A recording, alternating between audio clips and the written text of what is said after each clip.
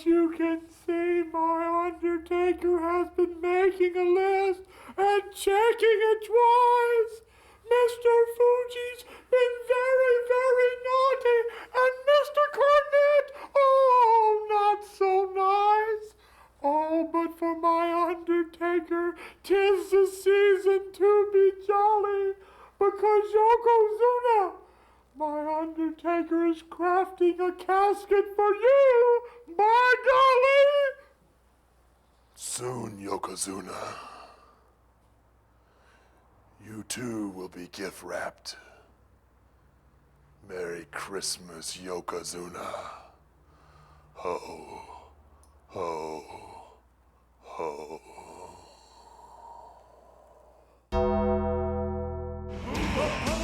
I said chill.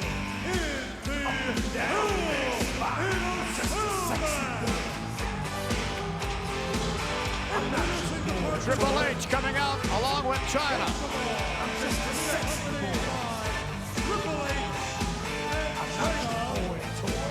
From San Antonio, Texas, I make them hot. weighing 227 pounds, he is the current World Wrestling Federation European Champion, the Heartbreak Kid, Shawn Michaels. They're on cloud nine.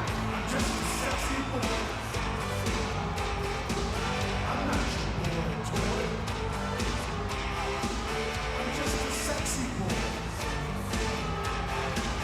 I'm not your boy toy. Put your heart out, girl. Hands off the nurturing guys. And there's the insurance policy walking behind.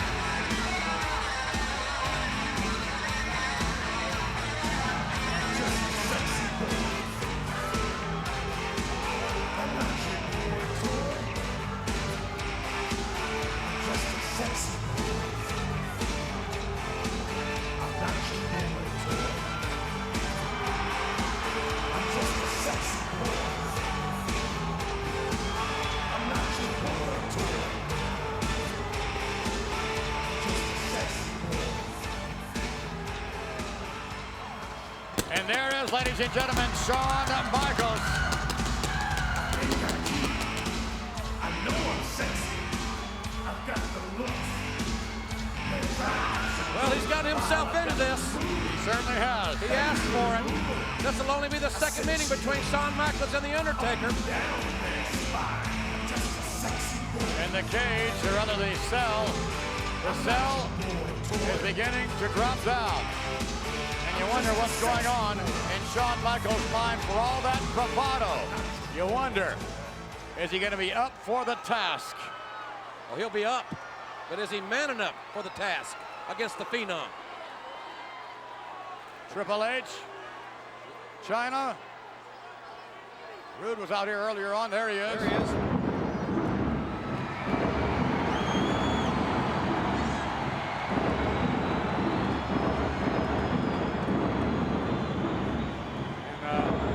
These guys are sort of making a quick exit there.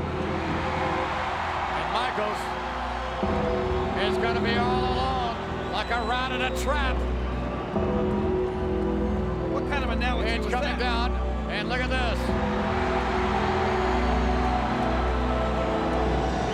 This is his day, ladies and gentlemen. St. Louis, Missouri, the Kiel Center. A record-setting crowd of 21,151, awaiting the Phenom of the WWF.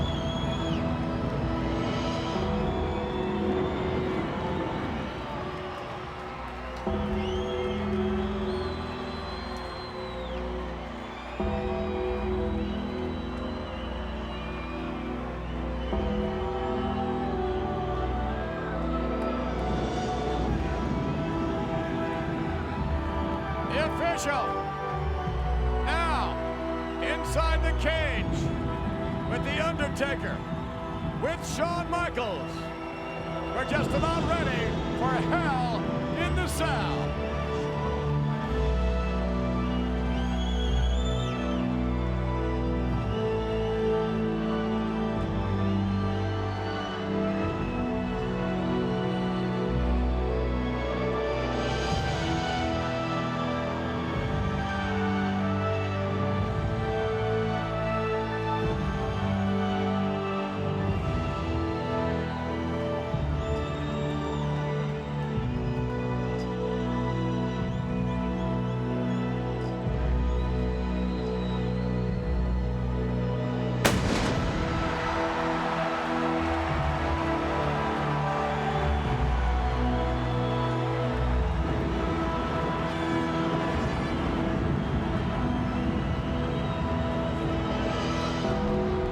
Not a good time to be Shawn Michaels.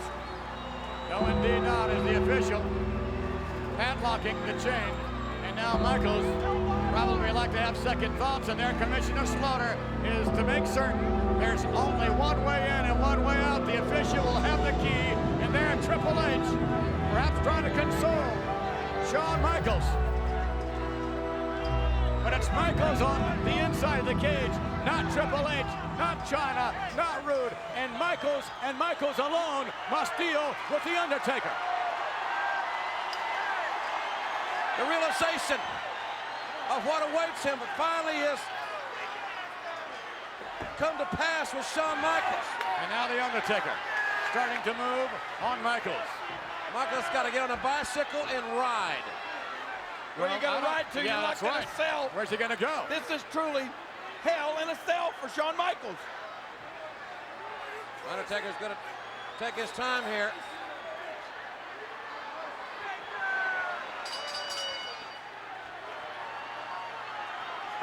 One thing's for sure, he won't be hard to find.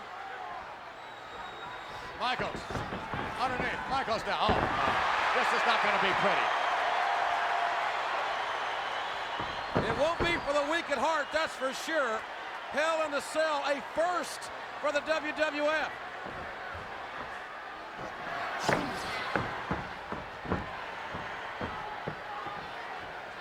Shawn Michaels got himself into this, as JR said. Let's see if he can get himself out in If he one got piece. himself into it, why was he just pointing at you, McMahon? Just Oh, saying, look sure. what Oh, you've yeah. done. I know everything's my fault these days. Yeah?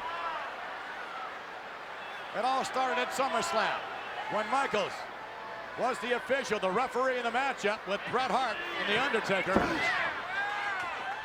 And Michaels, with that chair shot, single-handedly changed the course of history in the WWF.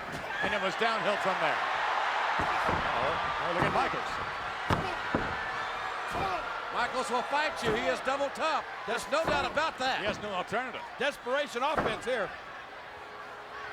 And Shawn Michaels hammering away on The Undertaker. The only way you win the match, by pinfall or submission. No disqualifications in this match, obviously. And Michaels now with a big man. Oh, Michaels reversed. Oh, no. And moved down to the canvas. And Michaels just literally bounces off the canvas. I get the feeling that The Undertaker might just take his time here. Well, why not? Perhaps a premature cover there by The Undertaker. And the man on the dark side, one would assume, after being busted open from ear to ear at the hands of Shawn Michaels, will let Shawn Michaels' pain be slow. Yeah, why not? And memorable. Right, The Undertaker's in no hurry. It's like, I've always wondered, why does a funeral procession go through red lights? What's the hurry? He's enjoying this. Look at The Undertaker. And you wonder how Helmsley, Rude, and China felt when the cell came down on Michaels. He was all by himself and down.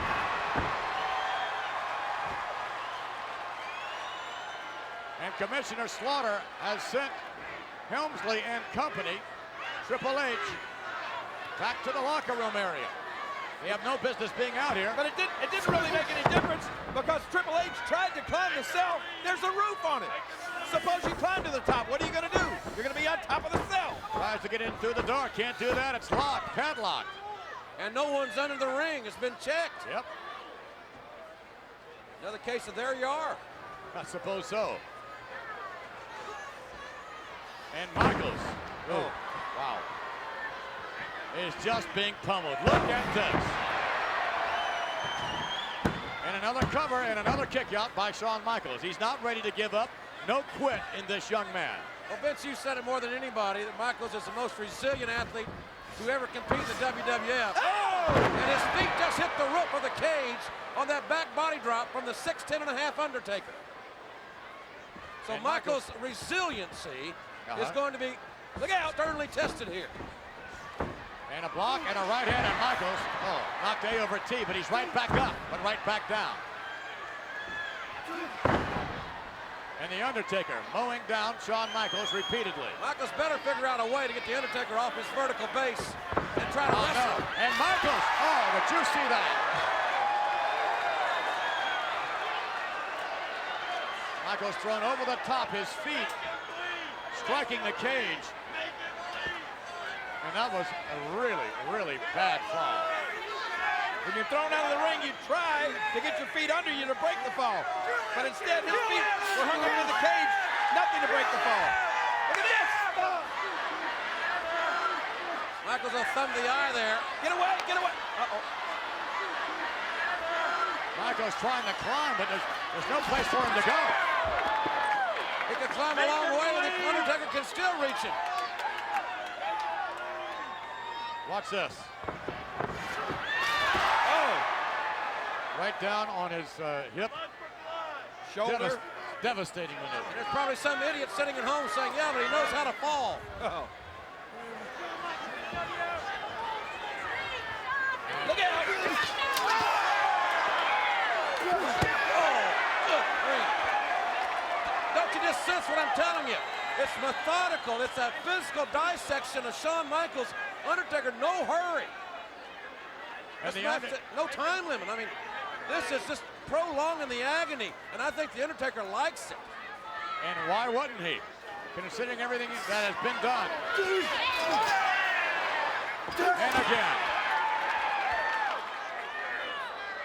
Everything that's been done. Shawn Michaels did his job, what he was instructed to do in the match where he counted out the Undertaker. That's all he did.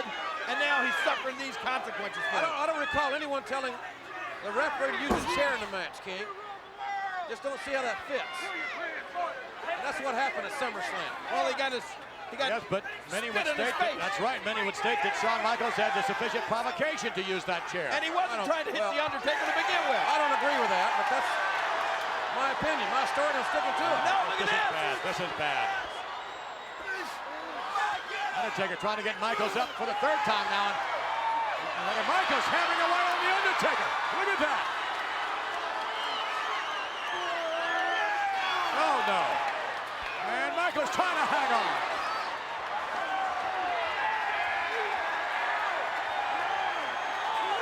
I'll tell you what, This is not a good night if you are a Shawn Michaels fan.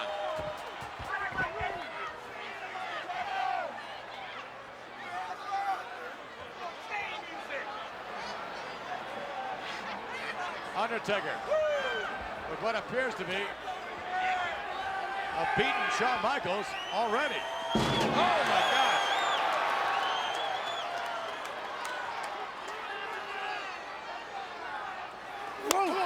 Oh, did you hear that? Oh, look at the Undertaker. Rights and lefts.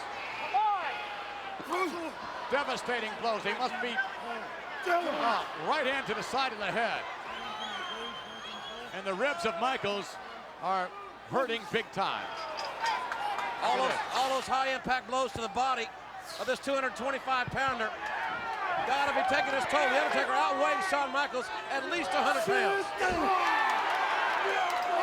Look at this. Undertaker from the ring post to the cell. Pillar to post to pillar to post. That's hell in a cell right there. Michaels is like a rag doll. And the last time I checked, McMahon, this cell was supposed to keep everybody in and everybody out. It's not supposed to be used as a weapon. Get Slaughter out here. Do something. The participants fully aware of the significance of Not the again. cell. And the danger of this Not cell. your hand, not your hand. No. An Undertaker. And mowing down Shawn Michaels. Michaels was going to be rammed head first into the cage. Dropped off the Undertaker. Great balance by Michaels, but then the Undertaker mowed him down anyhow. He jumped out of the frying pan right in the fire. He can't seem to keep the advantage. Oh, my gosh. Michaels has had great success against big giants here in the WWF. Remember, he beat Diesel. He beat Psycho Sid. But in those matches, Michaels was able to dictate the pace, to be the aggressor. That is not the case here tonight. May have broken his hand right there. And the Undertaker. Again, no disqualification, ladies and gentlemen. It's hell in a cell, and I can tell you, Michaels certainly feels as though, I would suspect, he's in hell, living in hell right now. I guess it's a little too much to expect any compassion whatsoever on the part of the Undertaker. How long will he want to continue? And the Undertaker following in, and Michaels, through no help of his own, just bounced off, and look at this. Michaels is all over the Undertaker. Got the advantage. You got to keep it. Somehow you got to keep it, Shawn. Michaels has got to distance himself from the Undertaker for his own good, for Michaels' own good. Michaels needs some oxygen. Michaels needs to get himself back together.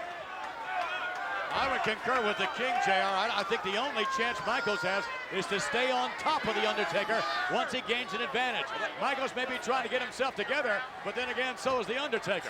He's back on his feet, the Undertaker is. Pounding. And the Undertaker slingshotting Michaels, throat first about top rope to the far side of the ring. Man. Michaels' body must feel like it's been in a car accident.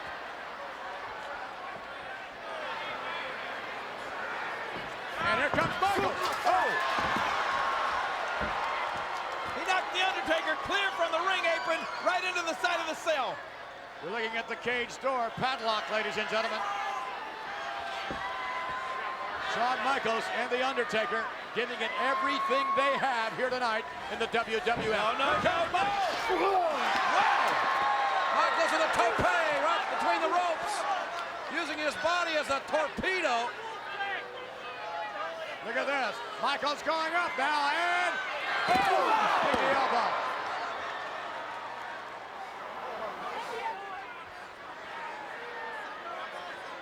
Michaels back in the ring. Wait a minute, let's see what he's going to do now. Up on the apron now. Undertaker is down on the canvas, and Michaels could very well get a running start here if the Undertaker doesn't become more mobile. And he does. You can see it. Shawn Michaels is pulling out all the stops. He's sacrificing his own body to try to keep the advantage on the Exactly Undertaker. right. That's his only hope. And we have a split screen. Perhaps we can show you some of those moves. There's a slingshot. Let's watch this now. But then from there, Look at this. oh no! Michaels using those steel steps now That's live. as a weapon. Indeed, it is live here at St. Louis. Right into the spine of the man from the dark side.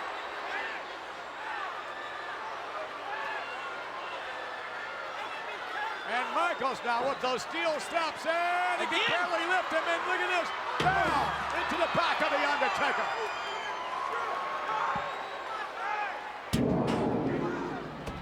Those steps weigh at least 150 pounds. Michaels with an opportunity to pin the Undertaker. Could it be that Michaels somehow pulls off a victory here tonight? Oh my gosh, he's going for a power driver. Oh no! Michaels trying to go Can't for a get him, power he can't driver. get him. Can't get him out. Michaels now with the Undertaker on the top of the steps. He's got him. Oh my God! God almighty! Oh, no. I don't believe that. Did you hear the Undertaker's skull hit those steps?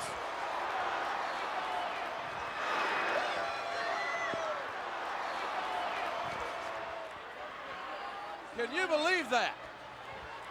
Michaels striking a blow that The Undertaker may not recover from, driving him head first down into the remaining of the steel steps. Michaels now. Here he goes. Up and again.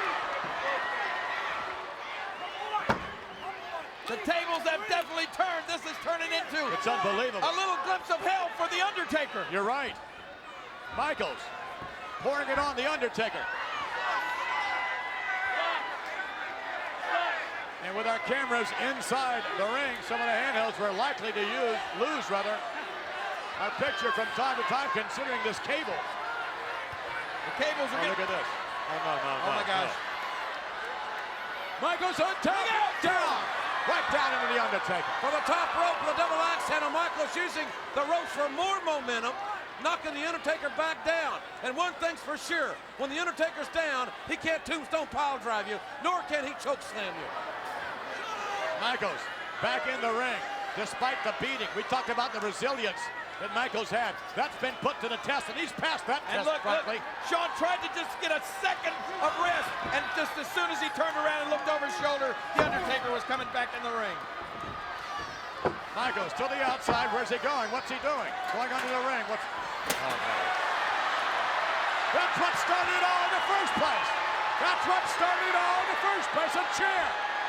And The Undertaker. Remember, this is no disqualification. The Undertaker. Look at him. It's only fitting. It started this way. Let's end it this way. Oh! Michaels has got to do what he has to do to survive. And if that means using a steel chair, I suppose so be it. Michaels looking back at the chair. Will he use it again? All the referee can do is ask him to get rid of the chair. He cannot disqualify him. Michaels is the chairman of the board here. And Michaels, it looks like he's going to level The my Undertaker right into the back. Oh, again a high concussion blow to the spine. And after being pile driven on the steps. And this could be it. This could be it. Michaels with the cover. Nobody could do it. He did it. No. I don't think Michaels can believe that. Well, he better believe it. I don't know that The Undertaker can believe that Michaels is assaulting him in this capacity. And now The Undertaker starting to hammer back. Undertaker. And again, Michaels coming right in. Michaels hammered. Here comes Michaels and a boot to the midsection. Michaels with an uppercut. Shawn Michaels peppering The Undertaker now. Has him in the rope. Locks him. Is he locked up in there? Yes. Get that chair again. You got him. And Shawn Michaels with The Undertaker has him wrapped up in the ropes, and The Undertaker is going nowhere. And now, look at Michaels. He can do whatever he wants to do, and The Undertaker is not going to go anywhere. The arrogant Shawn Michaels having a free shot with The Undertaker. Michaels, in there, look out, come. Shawn Michaels just took a boot right in the kisser. Michaels coming right back. Oh, no! Oh, God, he just wiped out the cameraman. Michaels just wiped out the camera, landed right on top of the camera. Right on top of the cameraman. Come on, Oh, my God! Got the cameraman. Come on. Oh, come on! Big tough guy. Beat up a cameraman. Now he's He snapped. just kicked him in the back of the head. What is this? Leave him alone. Come on.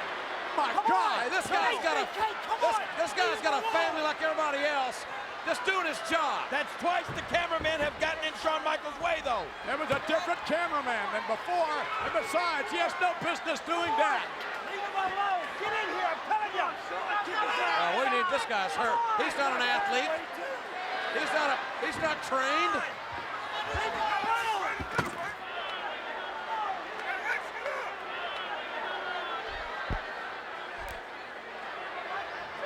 We apologize to the family. We apologize to the family. Again, the family of that young cameraman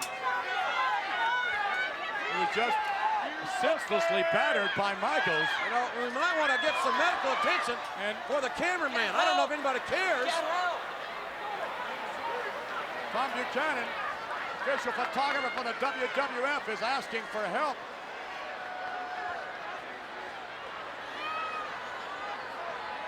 And that cameraman is not moving.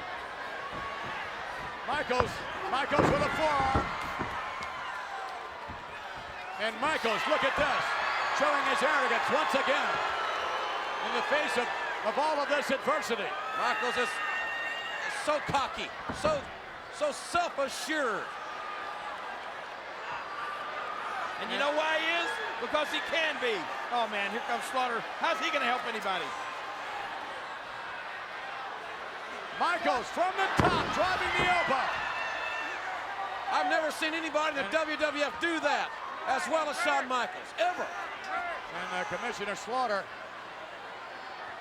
I believe, get ready, Ross. You're as fixing to see it again. As the EMT crew out to help this unfortunate cameraman, whom Shawn Michaels senselessly battered.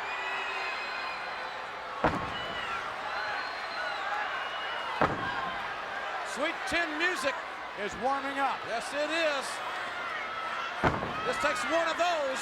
The Undertaker was smart. He'd stay down. Oh! And that could do it.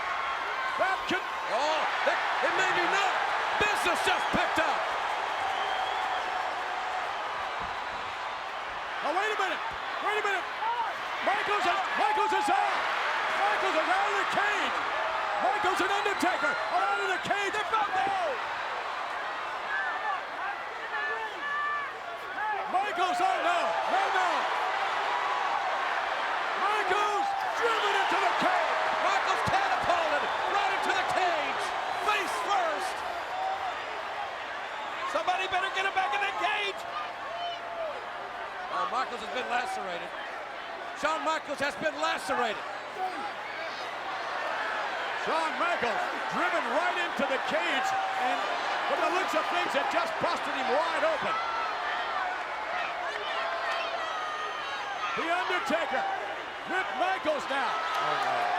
No, not his face in the cage again, no! Oh! The handsome features of Shawn Michaels being rearranged thanks to The Undertaker. Somebody's got to stop this, McMahon. Either get him in the cage or stop it. Michaels is a bloody mess. Undertaker. No! Throws him in again. Michaels is like a human javelin. A spear.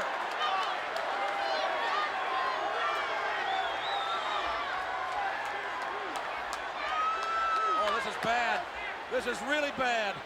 The Undertaker with Shawn Michaels. Oh no. Oh, a low blow there. Michaels with a kick to the groin area. I guess a low blow is worse than this. The Undertaker just spearing Shawn Michaels face But first. Michaels somehow. What's he doing? Trying to get away from the Undertaker. And Michaels is beginning. Where's he going? The Undertaker reaching for the ankle of Michaels. Oh, and a kick right in the face. And Michaels is going up. Michaels is going up on top of the cage. He's on top of the cell. God, the Undertaker's going right after him. My God, what is this? Oh my! Nowhere to go now! Nowhere to go but down! Shawn Michaels and the Undertaker. Michaels, oh no!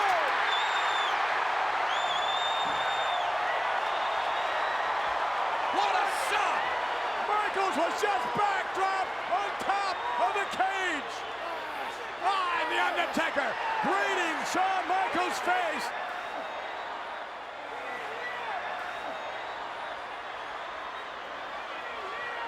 And Michaels still trying to escape from the Undertaker. Absolutely unbelievable. 21,151 fans and millions watching on pay-per-view have never seen anything like this. Never. No. Oh my God. No. No. No. The steel girders are bending. They're about to break.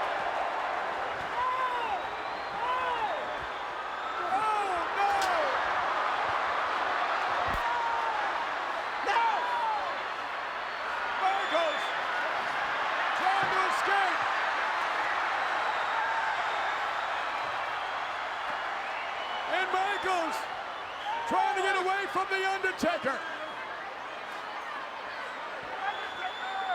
Undertaker. Calm down, John. He just stepped on one end. Incoming. Stepped on the other one.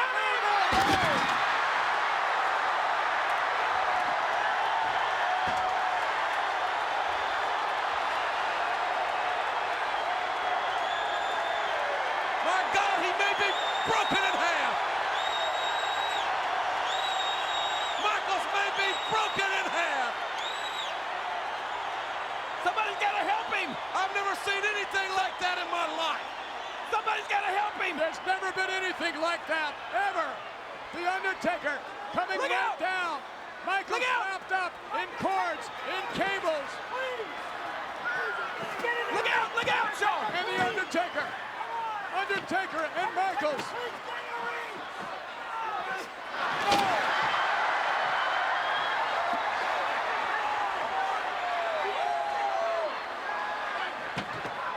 Michaels is getting beat to a pulp by The Undertaker. And The Undertaker. Oh, no. The Hell in the Cell. Somebody's got to help him.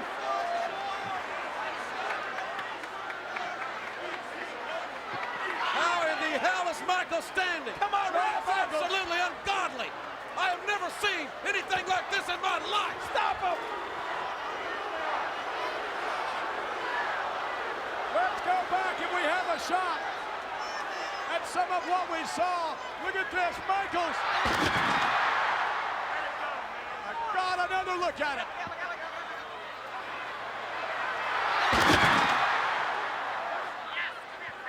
And one last drop. Right on the concrete. Right through the table, right to concrete. And Michaels now back in the ring. Michaels back into purgatory. Michaels is going to walk through hell, maybe for the last time. This is not a pretty sight. We knew it wouldn't be. Oh my God, they're But locking. the participants knew what they were getting into. No, I can assure you, Shawn Michaels never in his wildest dreams thought he was getting into this, McMahon. This is just a matter of time now before the most arrogant superstar in WWF history is out of commission for good. The Undertaker with Shawn Michaels puts him up on top. Takes a right hand. What is The Undertaker going to do to Michaels now? As if he hadn't done enough. He's trying to completely destroy Shawn Michaels. A tongue slam on the top. Good grief, can you believe that? And when the WWF talks about hell in the cell, this ain't no cage match. I have never seen anything like it. And The Undertaker now. What's he doing? Going to the outside. Don't try. And now The Undertaker with a chair. And perhaps we will see poetic justice here. I don't know. It was Michaels who introduced the chair to begin with. Will The Undertaker strike Shawn Michaels? Michaels has had enough. Michaels has had enough. Oh my God. Michaels' cranium just got cracked. Payback is a bit. Payback for It's him. all over. It's all over. Now we'll come to Tombstone. No. Wait a minute. What else that?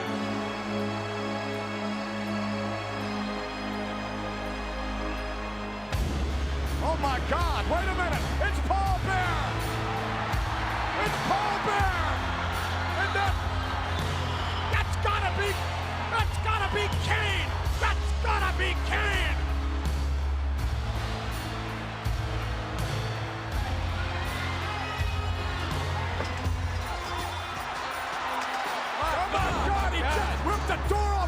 inches. Look at this. This is a... Oh, my God. Look at the size of this human being. Or is that a human being?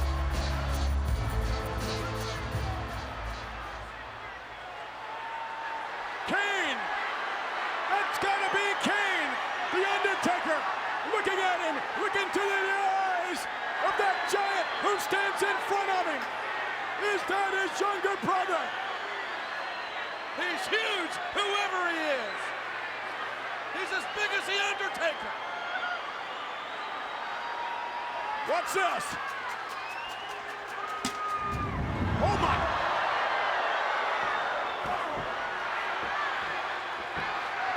The Undertaker! Tombstone! Undertaker! Set up for the tombstone! The Undertaker set up for the tomb, driven down to the canvas!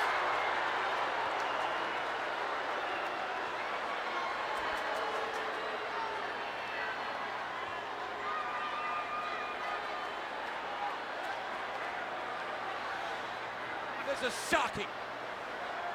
Just when the Undertaker was going to finish off Michaels as Paul Bearer just threw something on the official. Look at the size. That's got to be Kane. And listen to this response.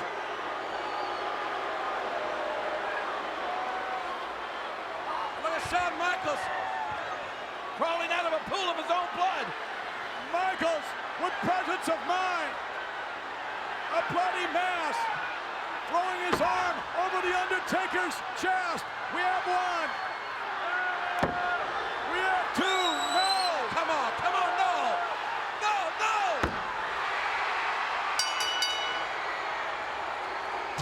Here is your winner, the Heartbreak Kid, Shawn Michaels. I've got the looks. Shawn Michaels. Wait, here comes Helmsley. Here comes China.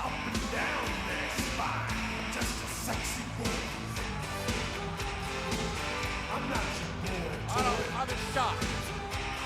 Michaels is a bloody mess. He's being helped out of the ring. He's being dragged out of the ring. And he's the winner. Shawn Michaels has defeated The Undertaker. No, wait a minute. Kane has defeated The Undertaker. But in the record book, it'll have a victory for Michaels. Well, they're playing Shawn Michaels' music. His hand is raised in the air. He doesn't know where he is. Oh, he knows where he is. He's on top of the mountain. And he's going to the Survivor Series to meet the WWF champion. Now I guess you guys know that Paul Bearer was not lying. He was not bluffing. Paul Bearer said that Kane was alive. And now we know he is.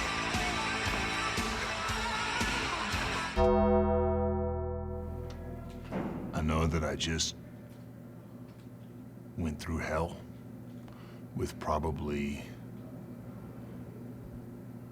the best wrestler that I've ever been in the ring with, by far.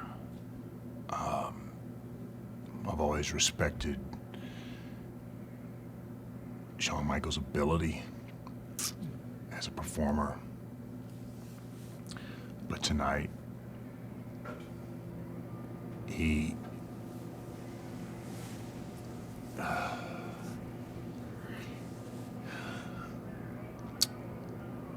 earned my respect for being just a tough, iron-willed man.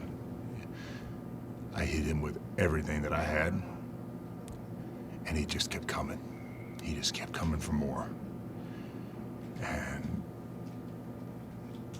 it took everything that I had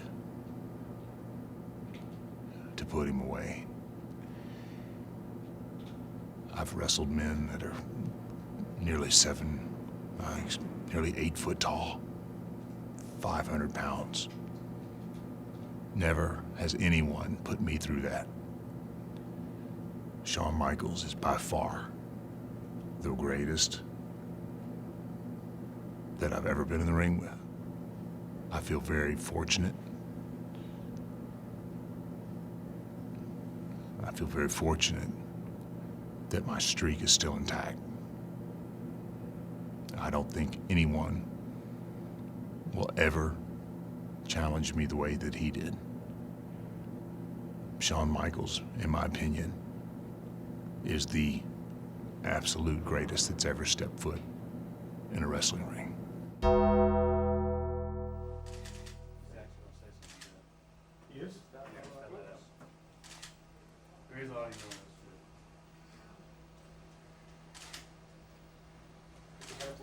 Should we lob him? He does not, Jim. I'm gonna shoot behind the scenes. You want to see? We'll have you move. Don't move until I say move. Good. Move.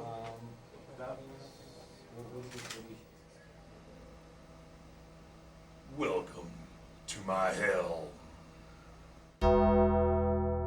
In the ring, from Milford, Connecticut, weighing 234 pounds. We're ready to see Mario someone who has been Mancini. signed, and you can bet he's going to be for himself. It's not Mario Mancini. And his opponent, It's this ominous creature coming here down the aisle, who made an incredible managed debut by as a mystery Brother tag team Love. partner at the Survivor Series. But look who's accompanying him to the ring. Yeah. Brother Love. 328 pounds, Take a look.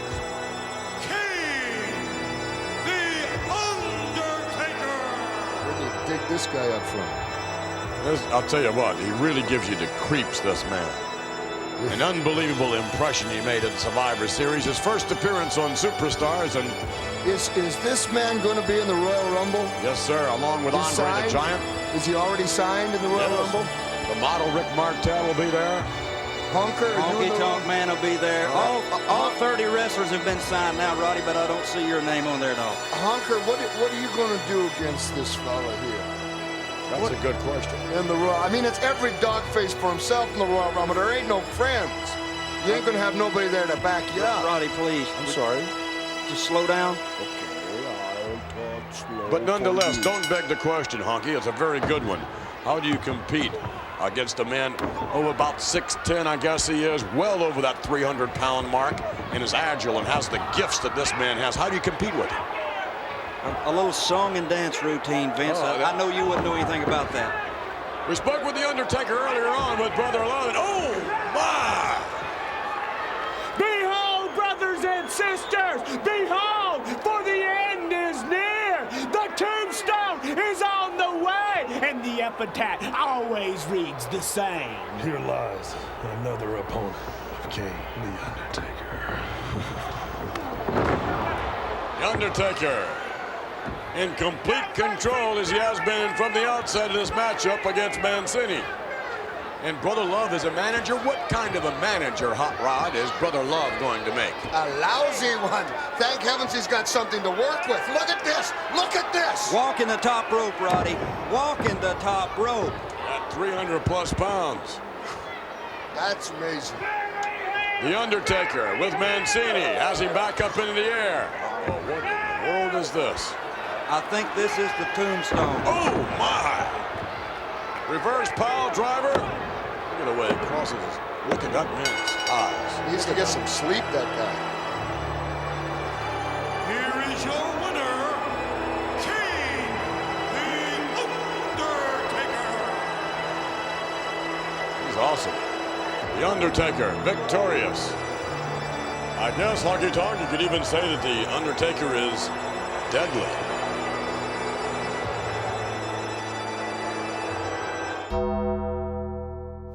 Triple H and Shawn Michaels, you had 3 words for us. Are you ready? Well, we have 3 words for you. Go yourself. It's pretty good.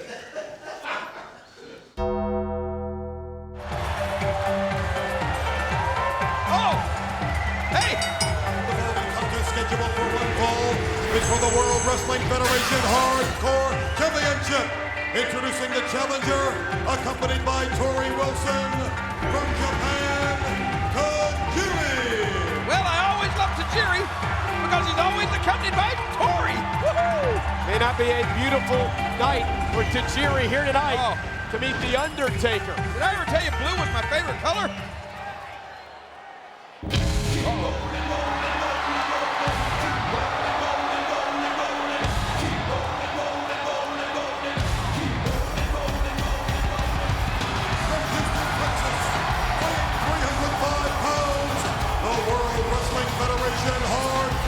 Champion, The Undertaker!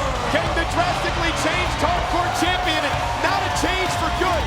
The Undertaker has left a path of destruction that has been unparalleled. Despicable actions which landed Jeff Hardy and Lita in the hospital, and Matt Hardy with a damaged larynx. Well, the Hardys, you know, I guess you could say they got what they deserved. They willingly went into the ring with The Undertaker, but he did go a little too far with what he did to Lita.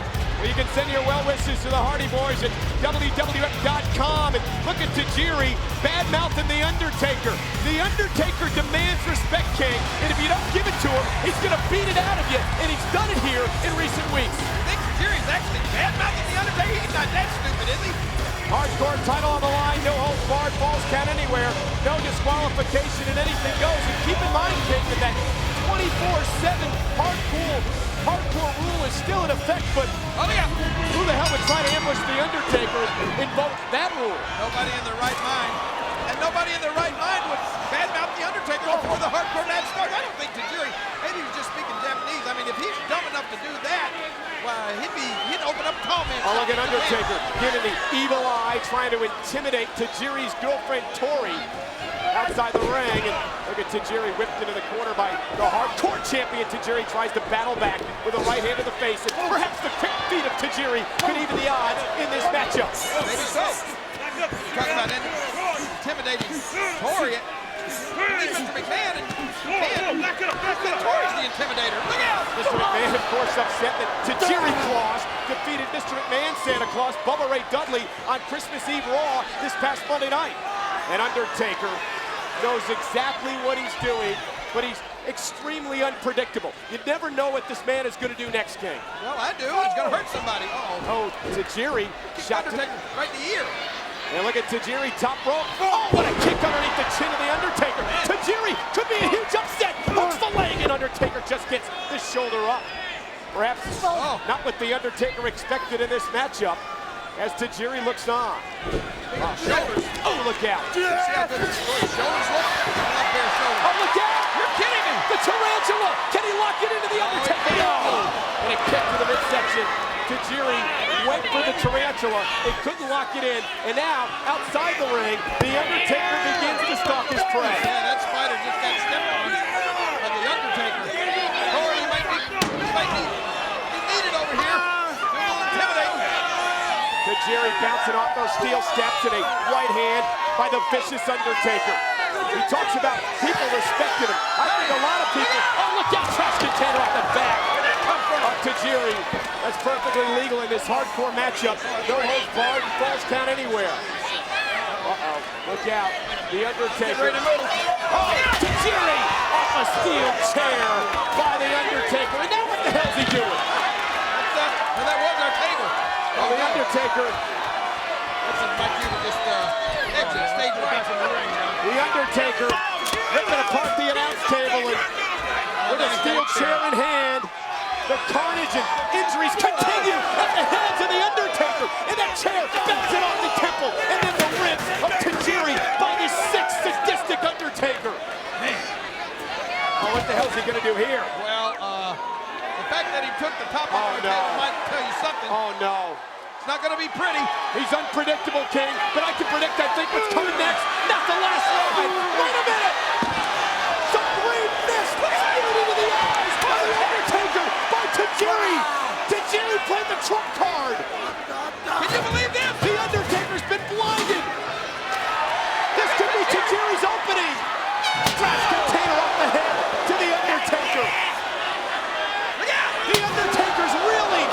Tajiri continues the assault. I don't think I've ever seen it. What a shot. A right hand to the chin, and then a knee lift by The Undertaker. And I think all Tajiri did was tick The Undertaker off, King. Blinded.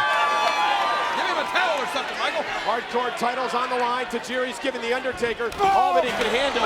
And Undertaker bouncing off the announce table. Still see that green stain from the mist in his eyes by Tajiri. Tajiri off the apron and caught in midair by The Undertaker. Tajiri's back crashing off the steel post. And The Undertaker with a shot again. I tell you, that was really good call right in his body. I think The Undertaker likes it. Corey certainly doesn't. Corey extremely concerned. Tajiri's girlfriend looking on, and The Undertaker's path of destruction continues everywhere he's gone in recent weeks. Carnage everywhere, King. Now, wait a minute. Is Tori really Tajiri's girlfriend or just his manager? Oh, look out. He's not really out of circulation. Oh, a shot to the kidneys. And The Undertaker hanging Tajiri up. And Tajiri is helpless. He's on that tree of woe. Tajiri is helpless as The Undertaker shot to the midsection. Oh, no. And the vicious hardcore champion, the heartless Undertaker. Look at this. Oh, look at this. The Undertaker blatantly choking Tajiri in the corner. Boy, the blood rushes to Tajiri's head while he hangs on the tree of woe, and now he's going to be choked on top of that. He's not going to last long, Michael. This is all legal, King. Hardcore rules. Uh-oh, wait a minute.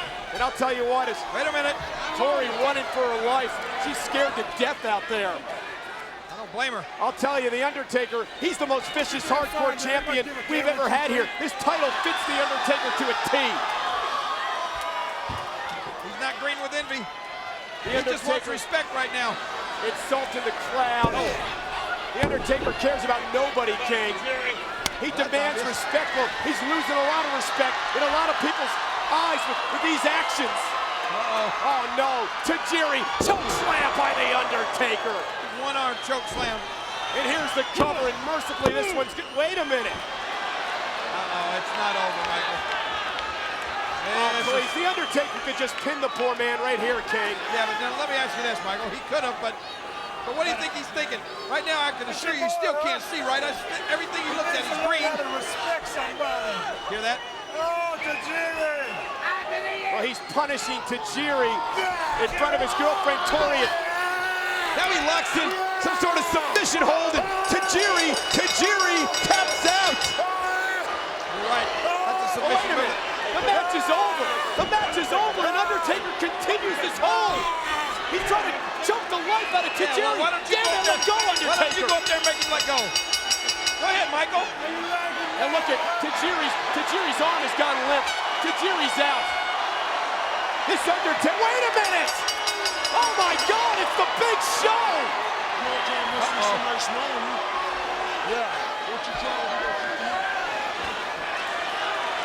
Uh-oh.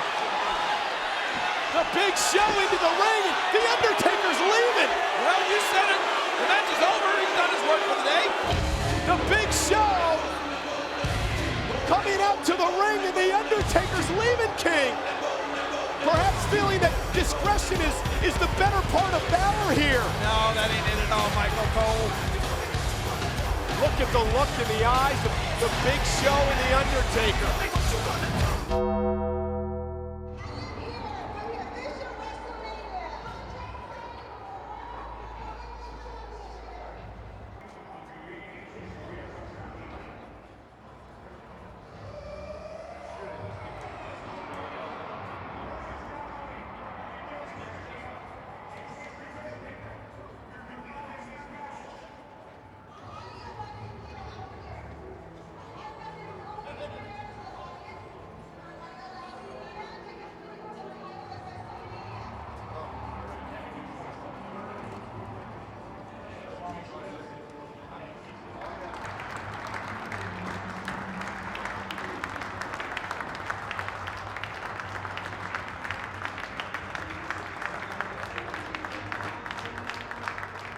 Blamed him on that last one. I knew that had to be it because you just couldn't go anymore because y'all took him every which way you could get him. And you got away with all of it. I mean, those are heavy-duty hard finishes. I know how you feel about those. But you got away with all of them, and they were all bloody. But when you had him up in that last one, I said, this is it. Because I just, it had to be. It had had to be. If you'd have pulled that somewhere else. I think they'd have been. Yeah. Outstanding, man. Stay healthy, man. Keep running up that road as long as you can. We'll run until the wheels fall off.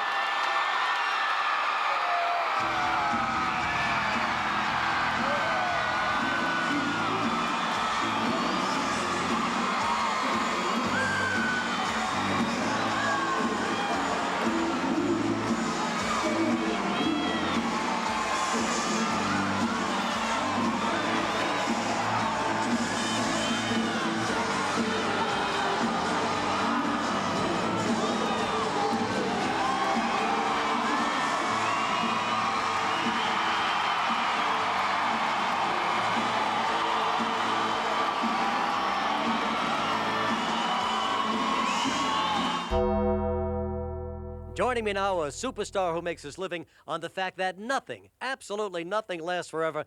I'm talking, of course, about The Undertaker, along with his manager, Paul Bearer. Hey, what do you say, guys? How about this celebration we're having here today, huh? Isn't it great? A great day to be alive, wouldn't you say? This guy must be tall. I'm 6'3". I can't get over it. Now, what are you doing with that measuring tape? Huh? 38. Oh, come on now. Look, you don't have to take any measurements. I know we're all getting older, but... 33. Hey, you know, these guys are serious. Aren't you? I think he's serious. Ah, boy. Listen, 27. But this is a live show. We're dying out here. We really should talk a little bit about, you know, your urn and who's in it and what's going on here.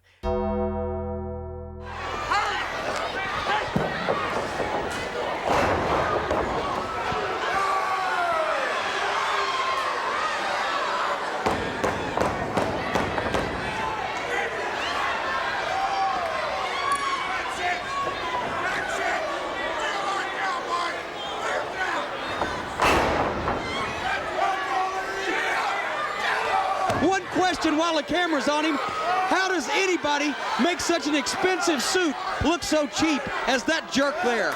Not since McLean Stevenson could someone look so tacky as Paul E. Dangerously. In any event, Paul E. has purchased a contract from Theodore Arlong of Mean Mark. And Mean Mark, another 6'9" giant that walks the top rope. And Corny, he's got a hold, an offensive move, the heart punch, that is as deadly as any we've seen in a long time. Tremendous leaping ability, unbelievable dexterity, a super heart punch. This man is an offensive dream. He comes at you from every direction. That idiot right there will probably drag his career back about 10 years. I think that Teddy Long should have had Paulie's credit rating examined a little more further before he sold the contract. But Mean Mark is a future champion, no doubt about it. Oh, he's setting it up. Oh, the heart punch on Lee Scott. And Scott, that is a deadly maneuver. Now Dangerously's telling him go up to the top, drop that elbow. He's going to add insult to injury, which I must admit I find rather heartening. Come on! Mean Mark walks the top rope, leaps across the ring, all the way across the ring. What an awesome specimen he is. The winner of the match, Mean Mark Callis. Junkyard Dog, you have probably just signed your entire career away. And if you want to talk about people that are going to be signing their careers right into the old wrestling graveyard, let's line up the opponents for the only man that stands 6'9" and weighs 320 pounds. A man that the NWA was afraid to put up against your Lex Lugers, against your Stings, against your Steiners. A man that can walk the top rope and drop an elbow like no other man in the history of the NWA. A man that has put down 1, 2, 3 opponents, 4 opponents at a time with the heart punch, the most devastating maneuver in professional wrestling. You say for years, Paulie Dangerously, you've been the lewdest, the crudest, the rudest man in professional wrestling, and nobody's been able to stop this mind. And now I got this man backing me, and what we can do together, no man can stop.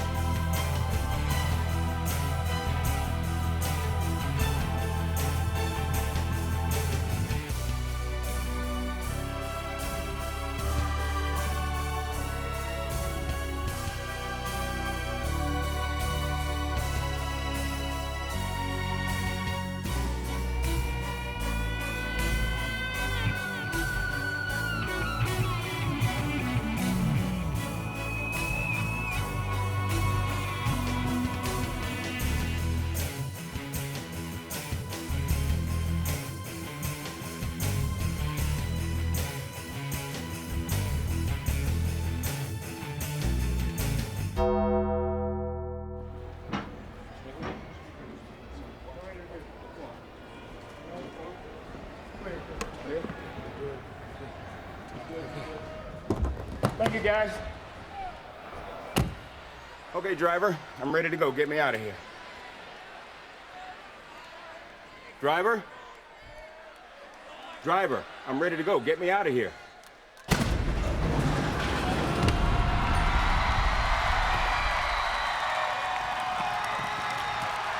Buckle up, Teddy.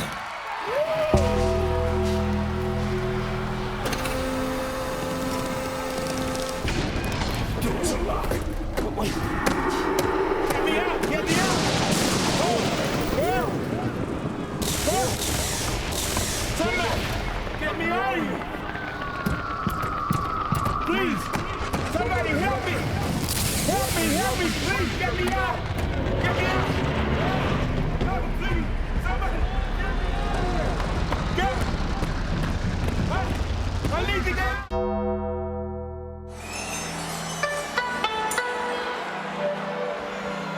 Ladies and gentlemen, we're going to kick things off with the martial art expert, Kwang.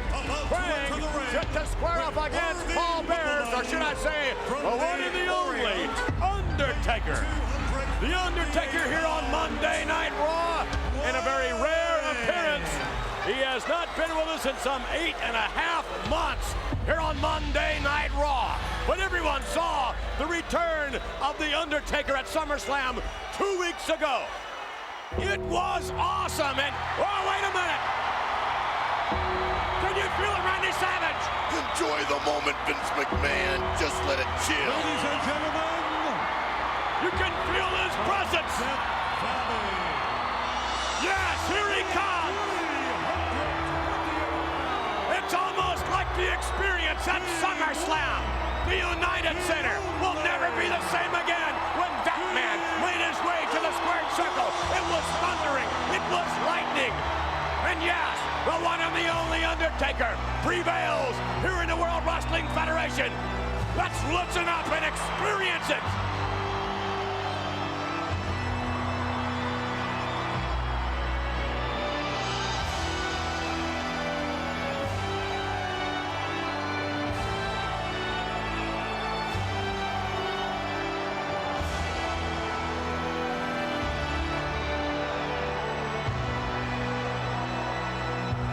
The powers of The Undertaker here on Monday Night Raw. And Kwang looking around. What will Kwang experience against The Undertaker? I don't know, but The Undertaker's really got it going on. I'll guarantee you that. He is The Undertaker. And in honor of locking up with The Undertaker, I believe, Harvey Wippleman, managing Kwang, is wearing a little purple. Did you notice the purple accent on Harvey? Exactly. By the way, Harvey, for some reason, very happy that a lot of the kids are back in school. School started, summer's over, and Harvey is happy. Why? I have no idea. I know why. Because Harvey likes to shop at the boys department in Woolworths. Uh-huh. Well, he's going to be doing some shopping here tonight, ladies and gentlemen, because he's pitting Kwang against The Undertaker. Kwang, an accomplished wrestler, to say the least. He can get it on with anyone here in the WWF, and Kwang, don't forget, has that mysterious green spew that has put many an end to an opponent. Exactly. That's why I'm on the edge of my seat, ready to hightail it out of here. And The Undertaker drawn to the urn as Paul Bearer himself steps through the ropes down to the outside. Did you check out that urn at SummerSlam? Oh, wow. Did that shed some light? It's, yes, indeed. The Undertaker facing Kwang, the martial art expert here on... take a look, if you would. There's a profile. On Monday Night Raw.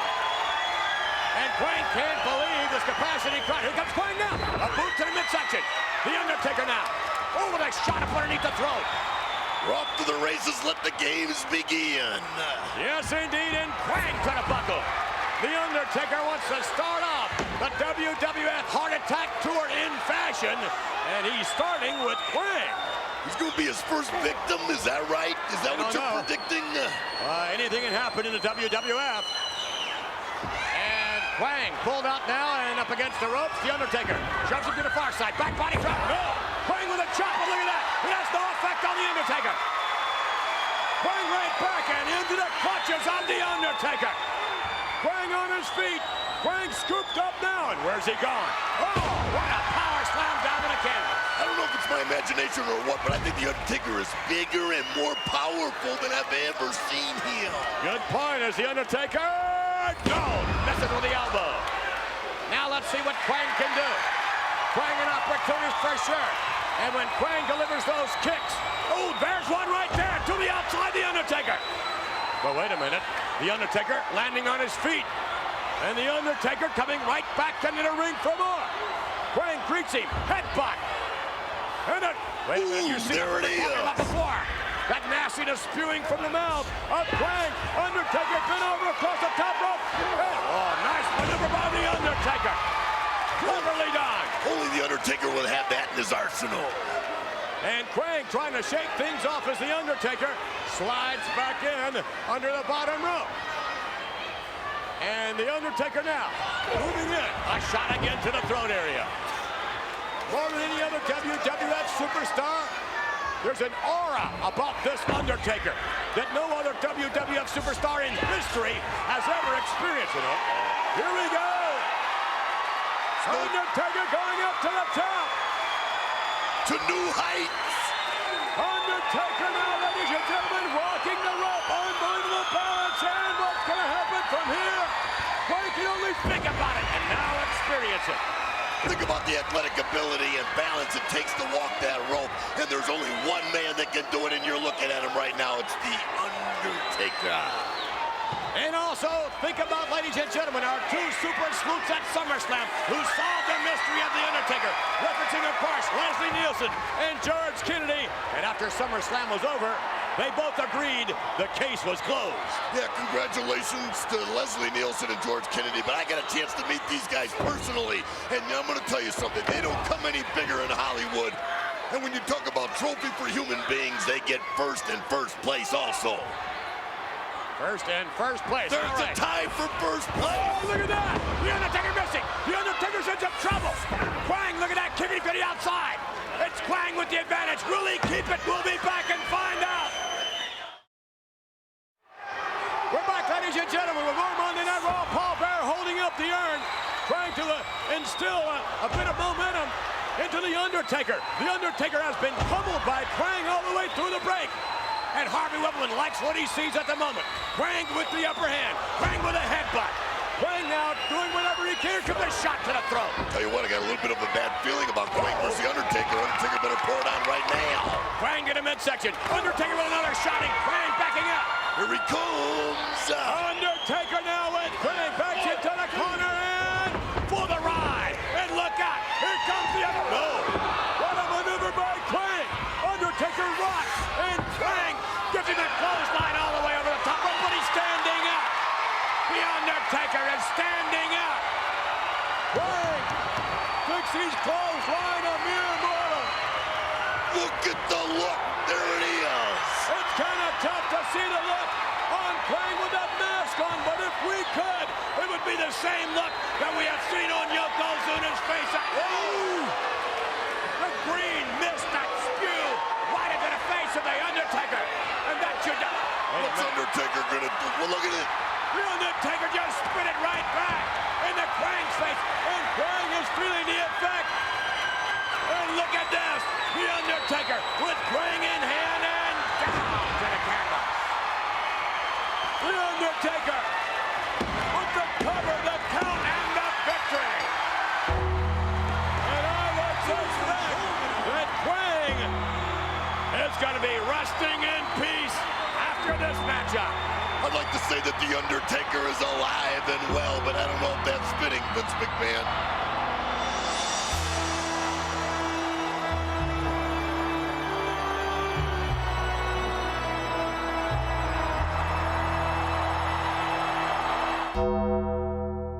That's for the queen, and then we're gonna serve the king. Open it up. No way. No way. Are you serious? This is the Undertaker and his queen. What do you mean? This is amazing. That's awesome. This is amazing right here. Oh my gosh. You know what I'm saying? We aspire by, we love what y'all stand for, we love what you mean to us. Just wanted to give you something, man, let you know you're part of the family. Thank you so much. That's amazing. Thank you, brother. Wow. That's awesome, man. Pleasure. Thank you Pleasure so to much. treat you. Thank you. Imagine a tree. Oh my gosh. Yes. Wow. Here is your winner and still World Heavyweight Champion, Kurt Angle. Kurt Angle retains the world. What? Oh my! Wait a minute. The hell, Cole? The hell is this? I believe hell has opened. Wait a minute. What? It can't be. Oh, it is. It is! The last time The Undertaker was here! Wait a minute, what was it? Hell in a Cell at Armageddon, and it's The Undertaker! He's on a... What the hell is going on here? The Phenom is here! But why? Why? What? I have no idea. Angle's in shock himself. Kurt Angle about to celebrate a victory, and here's The Undertaker! He just rode a black chariot in here. The Undertaker, it's like he was driven in here by the Grim Reaper. But why? What? Oh, I don't like that look.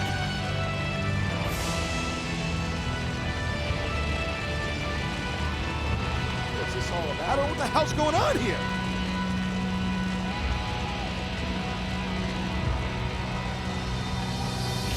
Angle's in shock.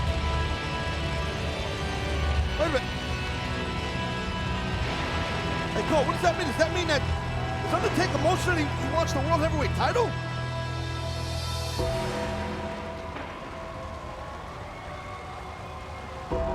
It is chilling.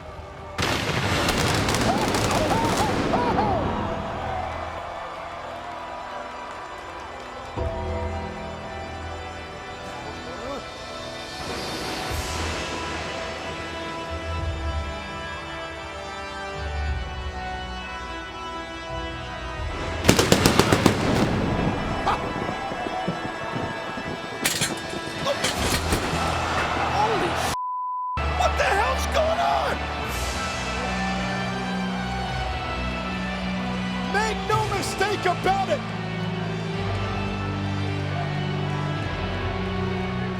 Undertaker indeed wants the World Heavyweight Championship.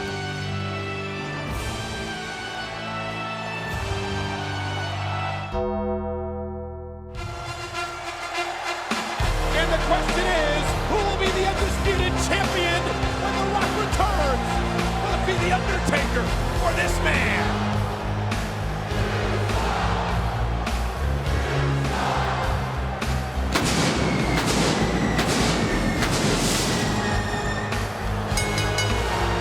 Contest is scheduled for one fall, and it is for the WWE Undisputed Championship. Introducing the challenger from Pittsburgh, Pennsylvania, weighing in at 237 pounds, Kurt Angle. Well, Kurt Angle pointed it out, Cole. Tonight would be a great night to become the new WWE Champion. I mean, it's July 4th. Kurt Angle's a true American hero. Gold medal winner for this country in 1996. Hey, Angle could win this thing tonight. I mean, Hogan and Edge. Hogan made history earlier. Dead man walking. And from Houston, Texas, weighing at 305 pounds, is the WWE Undisputed Champion, The Undertaker.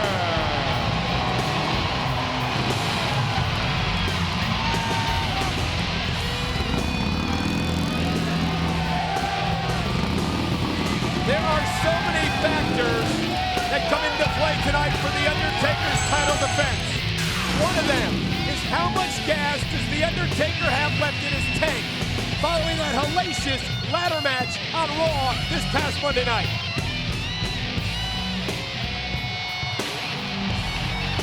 I seen that match this past Monday that Jeff Hardy had against The Undertaker. Jeff Hardy, man, you gotta take your hat off to him. The kid put up a hell of a fight. And he took something to The Undertaker. Undertaker, you gotta be feeling some pain right now tonight. This matchup set up last week. Kurt Angle came directly down to the ring. He looked The Undertaker in his eyes, and he challenged The Undertaker to this undisputed title matchup. And don't forget, Kurt Angle showed The Undertaker last week how quickly, how easily he can slap on that submission hold, the ankle lock. Oh, Angle threw the undisputed title in Undertaker's face, and then at will, Angle slapped on the ankle lock. Well, tonight, take is expected. Might be a different story. Referee Mike Chioda holding the undisputed gold high above his head. This is what it's all about, folks. Kurt Angle's opportunity to become undisputed champion. Oh, and there's the power of the 6'11", 315-pound Undertaker. The Undertaker, the undisputed champion, knows on July 21st at Vengeance that he has a date with The Rock, whether he's champion or not. But he cannot look past Kurt Angle toward The Rock. Kurt Angle will want to match power with the dead man. And I don't believe Taker should try and out-wrestle Kurt Angle. And I think, in my view, the headlock might be a little mistake by Undertaker. Undertaker, big shoulder knockdown, and Kurt Angle, who rolls out of the ring to regain his composure. Get back up here. Come on, Angle, bring it back to the ring. Hollywood Hulk Hogan made history earlier on tonight, winning the WWE Tag Team titles for the very first time. Can Kurt Angle win the undisputed title for the first time in his career here tonight? Hollywood Hulk Hogan and Edge shocking the world with the victory over Billy and Chuck. And Kurt Angle, side headlock on The Undertaker. See that? Angle missed the first headlock and aggressively, just complete tenacity, snatched that headlock right back from the dead. And Kurt Angle beginning to get frustrated. For Kurt Angle to win this match, he's going to have to do it by wrestling The Undertaker, out-wrestling him. For The Undertaker, it's going to be all about being physical, slowing down the pace. You're absolutely right. But I don't think it's look at this. Nice single by Kurt Angle, holding the front headlock. Here's the cover on The Undertaker and a kick out. There's the wrestling technique we talked about from the Olympic gold medals. Well, it's a cat and mouse game now, just feeling each other out. See, play a little sight game, a little head game. Angle's taking his time. Let's go. Back to the ring. But for The Undertaker, it's been over a decade of outpowering his opponents, of being stronger than them, of being bigger than them, of punishing them. And that's what he hopes to do to Angle tonight. So you think that Kurt's never faced anyone like that before? That's not what I'm saying. What I'm saying is if Kurt Angle gets into the power game, though, the advantage goes to the champion, The Undertaker. And a ripping left arm to The Undertaker going to work on Kurt Angle. Undisputed title is on the line. Nice drop turtle by Kurt Angle. Undertaker face first, walked into the arm drag. Wrestling. That's what Kurt needs to do. Out-wrestle The Undertaker. But not celebrate prematurely. Don't turn your back on The Undertaker either. A boot to the face, knocking Angle out of the ring. Kurt got a little cocky there. Angle may be able to get away with the premature celebrations, with the cockiness against other opponents, but not against someone like The Undertaker. Undertaker has been around the block quite a few times, and he just nails people with those big soup bowls. Undertaker's seen it all. I don't know, I'm not quite sure he's seen a gold medalist like a Kurt Angle. Kurt Angle, let's take down The Undertaker. And there's a clothesline, flooring Angle. The cover by The Undertaker, and a kick out. Let me tell you something, people at home don't realize how fast Angle came with that double leg. But if you're someone like Kurt Angle, who came that quickly with a double leg, but is still knocked down with a clothesline, when does frustration begin to set in? Right about now, I guess. Kurt Angle. Snake eyes off the top turnbuckle. And a boom by The Undertaker. We've seen the dead man do that before. If that snake eyes. Covered by The Undertaker and a kick out by Kurt Angle. A clinic being put on by The Undertaker, but Kurt Angle continues to battle out. The power game up. Ruzel shot by German. Oh, the German to The Undertaker. And not many people you see get that leverage, use that technique on The Undertaker. Once Kurt Angle, locks his fingers and his hands around someone's waist and pops those hips and arches back, you're going for a ride. I don't care how big you are. Undertaker going for yet another ride. Side suplex by Kurt Angle. But Kurt's hurting. Kurt's hurting. The power of The Undertaker. Angle's feeling. He's absorbed a tremendous amount of punishment. But here's the cover. Hook of the leg on the champion. But it's going to take more than that to keep The Undertaker down. That's what I love about Angle. Even when he's hurting, he still has the mindset to go for the win. He's conditioned and trained to top someone and try and win. And out of the right hand, the vicious assault, the ruthless aggression from Kurt Angle, The Undertaker. You heard Angle earlier on. He said he's the poster boy for ruthless aggression. Come on, Jack. Kurt Angle's got a very mean streak. I'd like to point out, I love his bald head, too. I love the way he quoted Kid Rock earlier on, saying it ain't cocky if you can back it up. And well, that is a very true point for Kurt Angle. He can back it up. Angle's backing up with that fierce front headlock right now. He's got that bad boy in tight. Kurt Angle called himself a man of action tonight, and he is taking it to The Undertaker. Look how Kurt just leans. He just leans into The Undertaker as he puts that front headlock on. A simple hold. Angle makes it to a fierce submission. I was going to say, nothing fancy, straight ahead simple. And Kurt Angle with the right hand to the temple of The Undertaker. Come on. Close fist by Angle as referee Mike Chioda admonishes him. Well, Undertaker's probably feeling a little bit of Jeff Hardy right now, too, from his past Monday. The Undertaker's head on the table, and there are those body shots and the head shots by the champion. Anybody was a poster boy for ruthless aggression, it's The Undertaker. For years and years, Dead Man's been doing it. And flying through the air, knocking Angle down with his shoulder knocked down.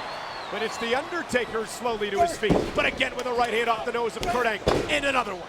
Soup bones everywhere on July 4th for Kurt Angle. Oh! And planting Kurt Angle. The Undertaker slides into the cover. Here it is. There's two, and Angle just gets the shoulder up.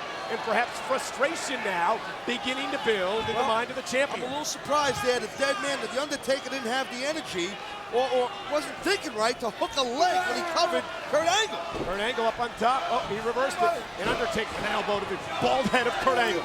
And again, The Undertaker lifting Angle up. Oh, it's going to the tombstone. The tombstone. Angle counter. Went for the ankle lock. And he's got it locked in. The ankle lock's locked in. The ankle lock is locked in. Will The Undertaker tap out? The ever-deadly Kurt Angle counted the tombstone. Kurt Angle made Hollywood Hulk Hogan tap out for the first time in his career at King of the Ring. Will The Undertaker tap out for the first time ever here tonight? Undertaker tried to kick Kurt Angle off. Kurt Angle like a pit bull. Like a pit bull. Locked that ankle lock in, wouldn't let go. If Taker taps, we have a new champion. Kurt Angle will become undisputed champion if The Undertaker taps out. And what a day on the 4th of July it would be for Angle. You understand? The counter. What a counter by The Undertaker. But was the damage done? I'm thinking it might have been done. Oh, Kurt Angle countered. Look out. Angle slam. Oh, the Angle slam to The Undertaker. Hook of the leg. Two. And Undertaker got his foot on the rope. The wily veteran knew where he was positioned in the ring. Exactly. Wily veteran match sense of The Undertaker. Kurt Angle a split second away from being crowned undisputed champion. But Kurt Angle senses blood in the water. Don't get cocky, Kurt. Just lock it in. The shark with the ankle lock in again. And how much more can the champion take? You hear those screams of agony. I've never heard The Undertaker scream like this before in pain. Kurt Angle cinching it. Cinching the ankle lock in. You see the desperation in the face of the champion. Angle's just about in the middle. Dead Man, Undertaker's just about in the middle of the ring. That ankle is twisted in different directions. The pressure being applied by Angle. It could happen at any minute. The tap out could come at any minute. Oh! But The Undertaker countered. Yeah, but how much is Undertaker feeling that ankle right now? Look at this! Loser! Walked into the choke slam, perhaps. Oh, the choke slam! But the damage may be done to the ankle of the champion, and Undertaker cannot capitalize. Undertaker just about a one-legged choke slam. He's gonna cover Angle. Here's the cover on Angle. There's two, and perhaps just a little too much time. Angle got the shoulder up. Talk about a main event on SmackDown. For the undisputed title, The Undertaker defending against Kurt Angle. The champion cannot believe he's not put Angle away, but perhaps this time, the The signal from The Undertaker. Angle is on Dream Street.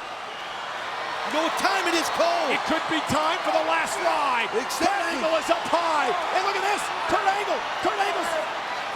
It looks like he's countering. He's got his legs locked. His legs are locked. It's a triangle choke. That's a triangle choke. It's a jiu-jitsu hold.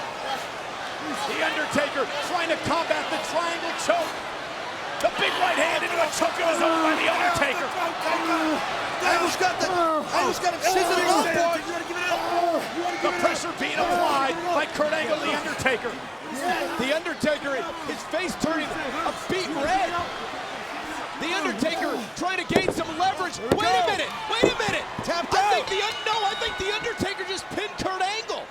Well, I don't know about that. I think The Undertaker just tapped out. I think we might have a new undisputed champion in Kurt Angle. Well, I see your point. The Undertaker, well, it looked like he did tap out, but the referee was counting the 1, 2, 3 first, and well, I believe the pinfall would take precedent. Well, I see your point, but where I'm from, once a man taps out, he's admitting he lost the match. The winner of this match is... I think referee Mike Chioda said, wait a minute. I think the referee's confused.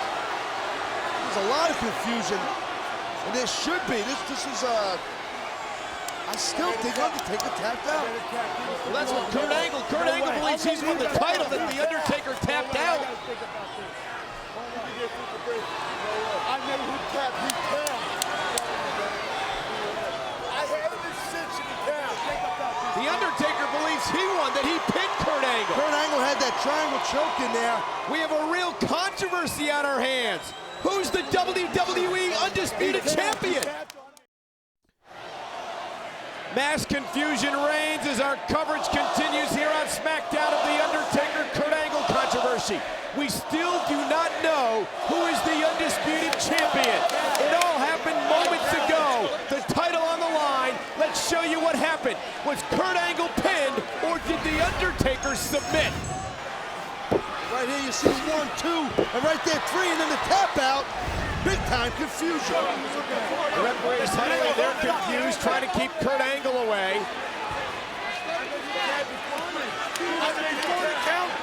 Man, Angle wants that title. The Undertaker wants to hold on to the title. Oh, the Undertaker looks nervous. I think Kurt Angle's won the title. Mike Sparks claims Kurt Angle's won the title. 4th of July, Angle wins it. Well, not so fast. Referee Jimmy Corderas awards the match to The Undertaker. What the hell is going on? Ladies and gentlemen, referee Mike Chioda's official decision. This match is a draw. Therefore, still WWE Undisputed Champion, The Undertaker. You can't argue that call. No precedent's been set. This has never happened in the history of the WWE. And look at Kurt Angle. Kurt Angle is irate, attacking The Undertaker in the ankle lock. Well, Angle's hot. Angle's got a tremendous gripe and a legitimate claim to that championship. Angle made The Undertaker tap out, and he feels he should be the champion. Kurt Angle is irate.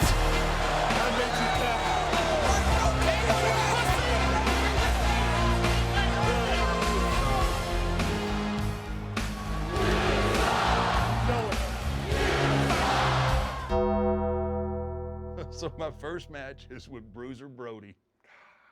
So I'm standing in the ring, and that stupid gene flips in the back of your head, and I'm looking at him, I'm going, I'm bigger than he is. As soon as we tie up, I'm pushing, right? And he's like, all right, kid, lighten up. So I'm going to give him the push off and back out, right? Well, when I do, I kind of push off, and I clip him in the chin a little bit, right? Kind of like he's thinking you snubbed him. Boy, we tie up again, right? He's about to shoot me off, and I yell, clothesline. Now you're calling the match. I'm calling the match. Boy, you got some balls. No, I ain't got no brains. He takes me, throws me out. There was always that table right next to ringside. Yes. And then the chairs were metal chairs with the wood slats. He slams me on that table and told me, don't move. He come back full force with that chair right across my shoulder blades. There were slats of wood flying everywhere. It sounded like a gun went off. This bout is for 1 fall and 15 minutes. First, on my right in the red corner, weighing in at 315 pounds from the Lone Star State, Percy Pringle presents Texas Red. And his opponent tonight, at 300 pounds from Santa Fe, New Mexico, after a long absence, Bruiser Brody. Bronco Lubitsch, your referee. Bruiser Brody here at the Sportatorium against Texas Red as Percy Pringle returns to the ring right after his little altercation with the rock and roll RPMs, which I think was able to be tempered before it got too out of hand. Texas Red, a big tall guy in a mask, backs Bruiser Brody in the corner. Al Madril, you are one of the biggest fans of Bruiser Brody, I understand. Oh yeah, let me tell you, he is one of the greatest. And I want to say one thing about Bruiser Brody, baby. If this man wants to get rid of you, he will. Armbar by Bruiser Brody on Texas Red. Well, Bruiser is certainly a cocky and confident guy when he's in the ring to go along with his skill. Well, I'll tell you what, Brody is a veteran. He's been around a long time. He's wrestled the best, the greatest, the toughest, the meanest, the baddest. I can go on and on. This man has held every title. He's packed arenas everywhere he goes. Bruiser Brody is truly one of the superstars of wrestling today. Brody with that big elbow to take young Texas Red down. A talented young man who probably wonders how he got this match with the experienced superstar, Bruiser Brody. Throw the ropes into the floor goes Texas Red, and Bruiser Brody's gonna go right out after it. Bronco Lubitsch begins the count. What do you do here if you're a Texas Red, Al? Well, you just hope for the best because, you know, this is Brody's style. He'll wrestle you anywhere, anytime, anywhere. It doesn't matter what. He'll pick up a chair, pick up a table, and you just heard that, Mark. Oh, boy, did he ever smash that chair on Percy Pringle's man out here. Chris Curson has had to bail out of the way at ringside as the Sportatorium begins to chant, Bruiser, Bruiser. That makes a big difference, Mark. You know, that had a lot to do with my changing over.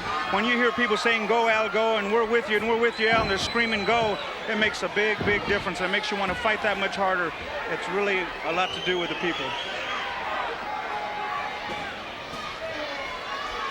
Bruiser Brody with Texas Red pinned in the rope. Here he goes, far side on the return. It sent Bruiser Brody patented stomp to the head. Oh, no, not again. Yes. Percy Pringle just stands by with a grimace on his face. Well, that looks like that's it, Mark. Al Madril, you're absolutely right. Bruiser Brody with an impressive win. Here's Chris Curson with the announcement. Winner of the match in 3 minutes and 11 seconds, Bruiser Brody.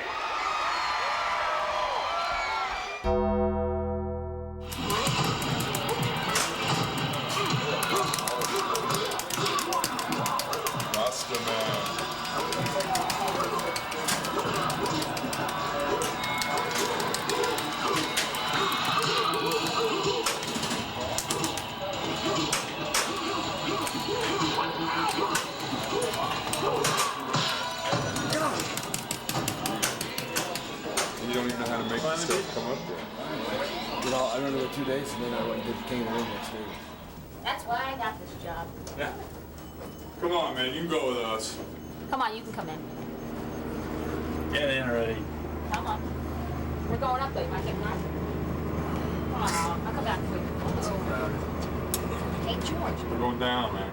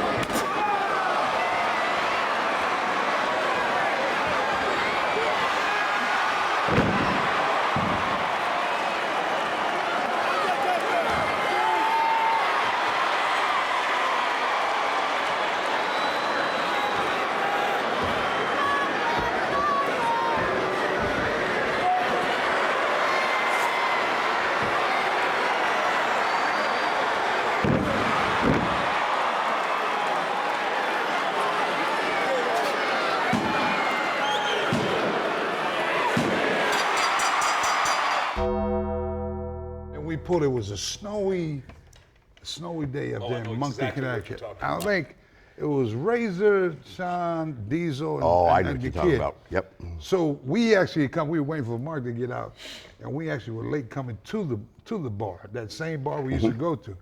And as we pulled up to that place, it was all the fans around those cats. Yeah.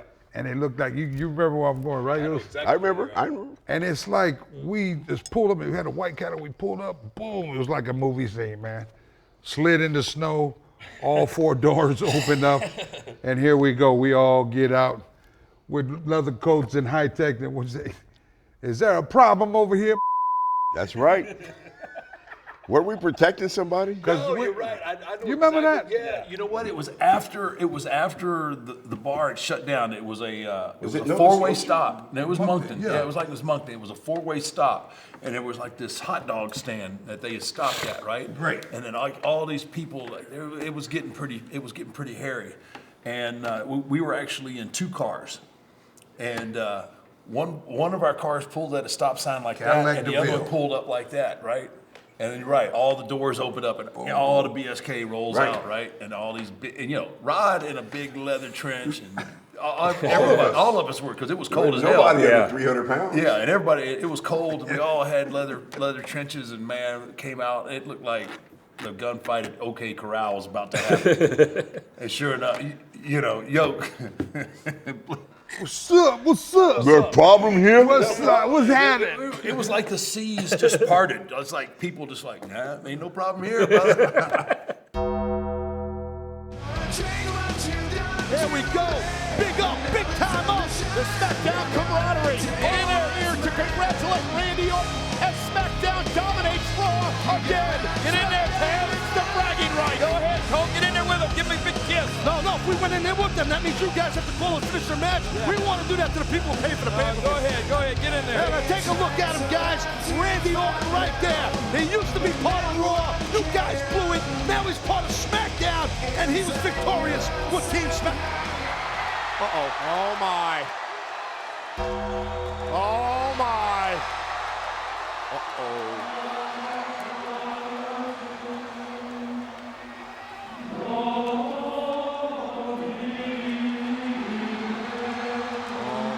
Oh, no. Randy Orton looks as if he's seen a ghost.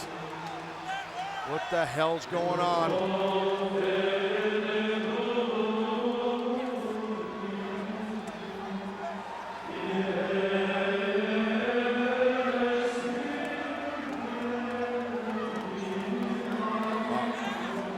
Orton can't believe what he's seeing, Cole. I can't believe what I'm seeing. Me neither. Randy Orton should be celebrating now. He shouldn't be in shock, but The Undertaker's music hitting, and Orton has just been, what the hell's going on? What is,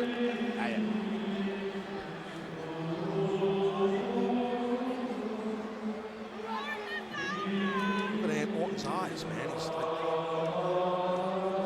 not even blinked.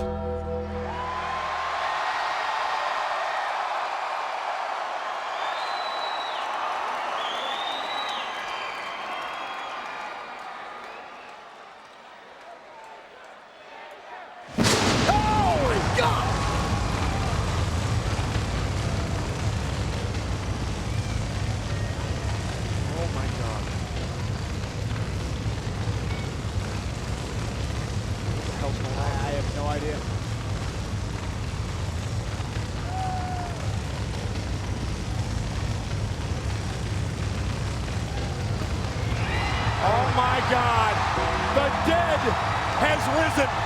What the hell is going on? On October 9th, Randy Orton lit a casket on fire with The Undertaker inside.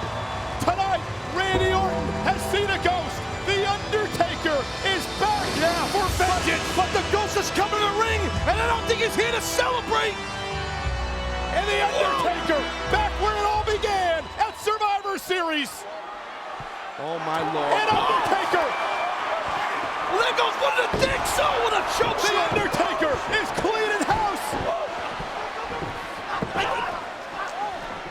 The Undertaker sending Brian Kendrick for a ride. There goes Burchill and Regal. The Undertaker is clearing the ring of everybody. Every SmackDown superstar is out here. Oh man. Tombstone City Cole. Oh my God. Tombstone Pile Driver. Randy Orton cannot believe it.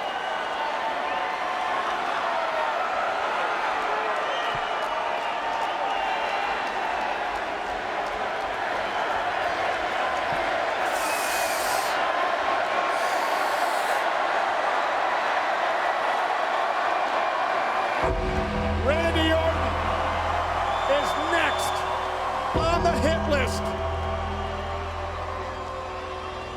The Undertaker is back, Cole. Oh man. What we have here is a Dead Man Inc. Fall Catalog merchandise shoot extravaganza starring Big Daddy Kane, Big Daddy Dead Man. Now, how does it feel being selected for the cover of the Shop Zone catalog? Well, with a couple of beautiful faces like a nice looking face like this, you know, how could they choose anybody? What are you trying to say? No, I mean, no, you look good too, man. No, you ruggedly good looking man. Right? Right. All right. As a human being, you're not going to find anybody better than Glenn Jacobs as a human being. I mean, he's just a stand-up dude, and always has been, regardless. Before he was Kane, after he was Kane, that never changed. I mean, he is just a good person. And when you see people like that, especially at 6'8" and 330 pounds, it's just like, You know, you don't grow those on trees every day, guys that look like that are good people. So you pull for those kind of people. You want them to be successful. I think that Vince had a conversation before he was given the Kane gimmick. I think Vince had a conversation with Glenn, and it said basically, you have got to find a little bit of asshole in yourself to be a success in this business. And what he was trying to say was, sometimes you have to be selfish in this business. You have to be selfish for yourself, but it's also be selfish for the company, for the greater good of the product. Because you have a gift. You have a gift of being 6'8" and 330 pounds and built like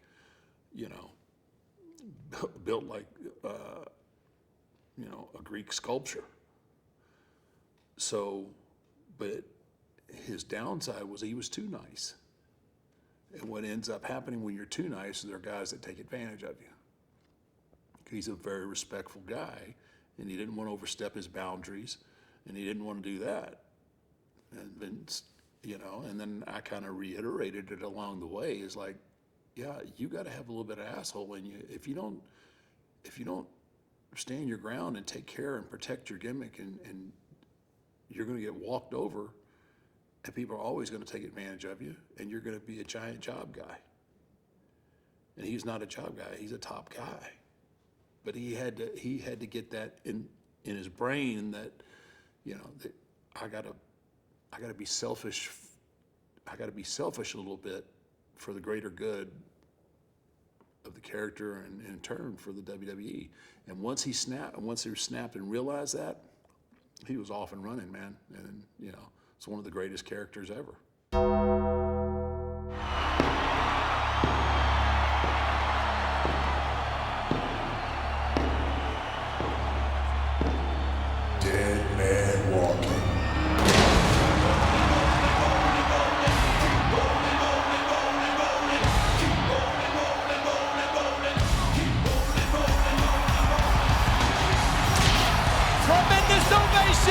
For the brothers Undertaker and Kane, headed into the first blood match on SmackDown.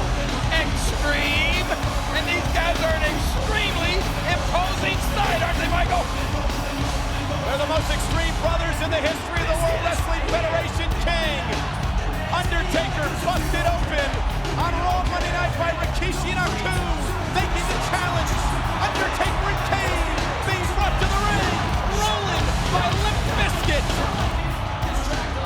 And Kane, let's don't forget that Kane may not be completely 100% tonight either. He's had those injuries to his ribs, but these guys want this match nonetheless. Okay, if they're not 100%, they better reach down someplace. They'll never survive tonight against Rikishi and Haku.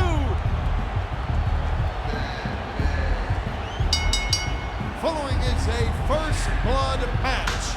Making their way to the ring at a combined weight of 769 pounds, Haku and Rikishi. No fear for Rikishi and Haku taking the Undertaker's challenge, wasting little time. They're gonna get Here we go. Outside the ring matchup. King, no pinfalls, no submissions. Rule are simple. If you bleed, your team loses. And I have to believe the Undertaker and King at a very extreme disadvantage. Undertaker was busted open on the forehead Monday night on Raw. So that forehead, that cut can't be healed. Kane, of course, with those injured ribs. Oh, what a shot by Kane to Rikishi. You talk about the Undertaker being busted open. Oh, Rikishi off the table. And Undertaker with a right hand as well. Watch it, Michael. It's ping pong ball for Rikishi between Kane and the Undertaker. They're trying their best to bust him open. Oh, man. First to bleed loses, and Undertaker and Kane hoping to win this one in a fast manner. It's time to go, Michael. Let's get it. Oh, look out. Undertaker, steel chair in hand. Haku from behind to Kane. Come on, Undertaker. Oh, my gosh. Take a look at this. Oh, wow. What a shot by Rikishi to the Undertaker. Oh, look out now. Undertaker bouncing off the announce table. You know what, the other night when the Undertaker was busted up, he refused stitches. That may not have been a smart move. That may come back to haunt him. Look out! Undertaker bouncing off the announce table again. You and I might get bloody out here. Rikishi's in control. You don't know what it's like to have blood running down your head, your face. Well, you did get that zit pop one time, but did you just see the Undertaker checking his forehead, make sure he wasn't busted open by Rikishi? Rikishi and Undertaker in the ring. Haku and Kane outside the ring. There are no rules in this matchup. You bleed, you lose. Plain and simple. I bet the Undertaker's wishing now he had stitches.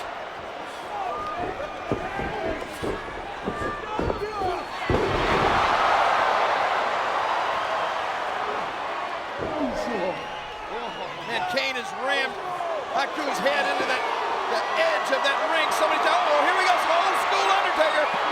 This is vintage Undertaker balancing on the top rope. Rikishi in trouble.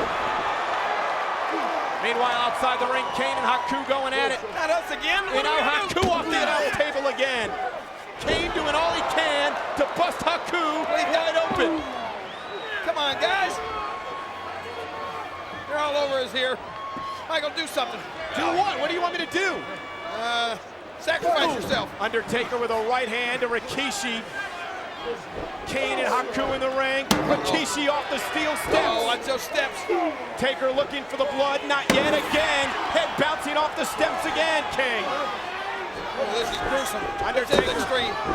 No blood yet. Did you see the look in the Undertaker's eyes on Raw this past Monday night? Oh, what a clothesline by Kane after he was busted open. After the Undertaker tasted his own blood at the hands of Rikishi and Haku. And I've seen a look of disappointment on the face of the Undertaker every time he rams Rikishi's head into those steel steps and there's no blood. Well, that's about 5 times. Undertaker over here to grab a steel chair. Not me. Well, grab Michael Cole by the ankles. Oh, and Rikishi cutting Undertaker off the pass. And Rikishi with a kick to the face. That boot bouncing off the chin of the Undertaker. And now Rikishi, that animal, the fiery look in his eyes. Steel chair in hand. Oh, look out. Crashing the chair across the back of the Undertaker. And Undertaker is down. Kane boot to Haku in the ring. Right on the Undertaker's spine. Now, you know, you don't have to... Wait a minute, Kane. Kane off the apron. Knocking Rikishi down. Coming to his brother's aid. Kane and the Undertaker each have their own goals and aspirations, King. Oh, he's going for his hand. Look at, but if you jump on one, you get the other. And that's what's going on with Undertaker and Kane. Coming together a common bond against this alliance of animals, Haku and Rikishi. Oh, and what a kick by Haku to Kane. I'll tell you, King, these Rikishi and Haku, two of the toughest individuals in the World Wrestling Federation today, and they're the steel chair to those previously injured ribs of Kane. Rikishi, look out, King! Steel chair to the Undertaker! Steel chair! And Undertaker checking to see if he's been busted open by that steel chair of Rikishi. Kane suffering those injured ribs after being assaulted by Rikishi and Haku last Thursday night on SmackDown. And look at Haku! Unleashing on Kane. Undertaker still down outside the ring. Can't believe what I'm seeing. I don't think... I'll just be honest with you. I didn't expect this to happen. I didn't expect to see Kane and the Undertaker, the way they look coming out here, I didn't expect to see them being dominated like this. Oh my gosh, look out! Oh. Rikishi just backed it up right into Kane's ribs. Look at the Undertaker. The Undertaker unloading. Dead man walking. Dead man aches in business. Steel chair of Haku. Bending the chair over the head of Haku. If that didn't crush a skull, if that didn't split him open, nothing will. Oh, that might. A low blow from Kane to Rikishi. And Kane in control. And Kane, Rikishi in trouble. Kane! Rikishi! You can't chokeslam him. Chokeslam! 400-pound chokeslam! But that ain't gonna make him bleed. Whoa, this may make him bleed. Undertaker tossing those steel steps into the ring. And Haku's been busted open, King! Haku's been busted wide open! Knew that chair shot did him in. Referee hasn't seen it. Kane with the steel steps. Bouncing off the head of Rikishi. Steps to the head of Rikishi.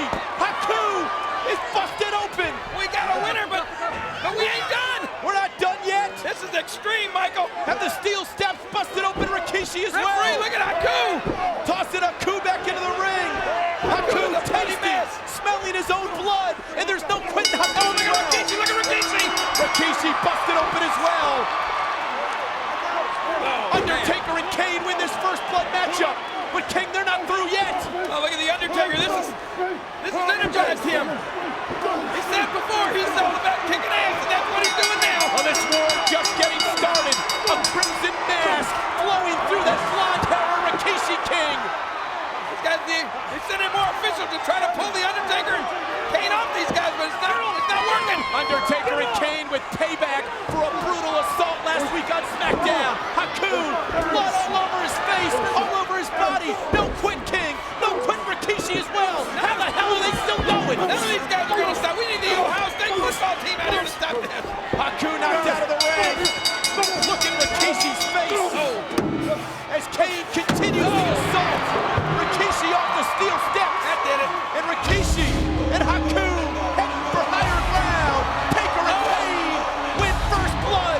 Oh, how extreme is that? Kane and the Undertaker. Rikishi tasting his own blood and a 6-mile. A 6-mile from Rikishi.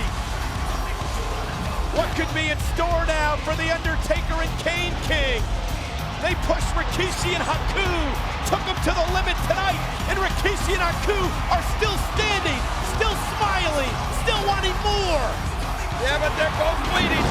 Brothers united in the ring, and their common cause, their common goal is destruction of Haku and Rikishi.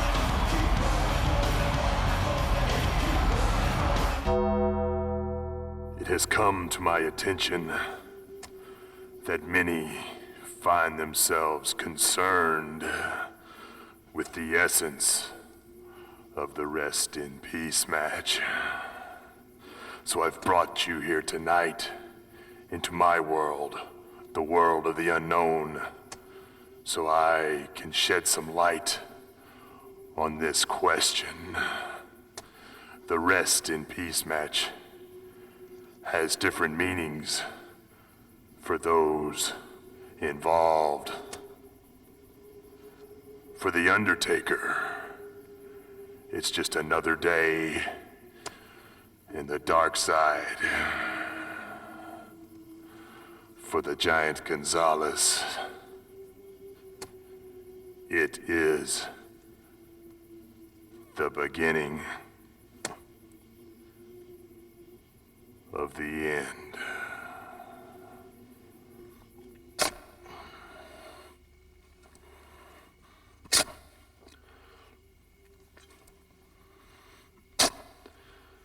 Giant Gonzalez, enjoy your existence as you now know it. For within a week's time, your plot will be complete. And then, and only then, will you truly rest in peace.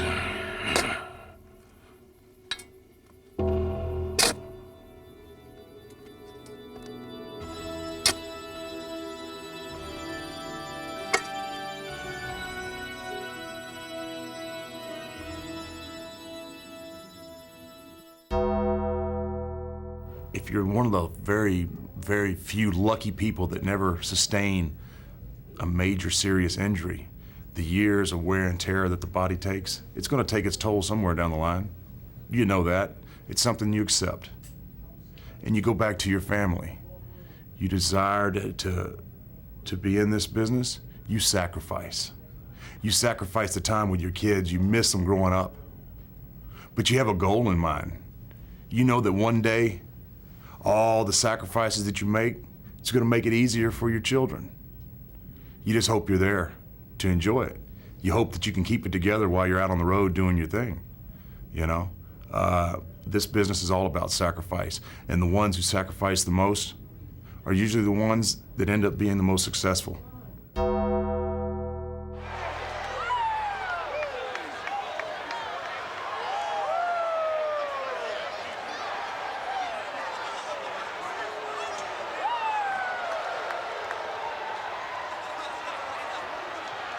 And just look at this. Ric Flair smiling, and giving that familiar woo noise that he does. Whooping it up, you could say.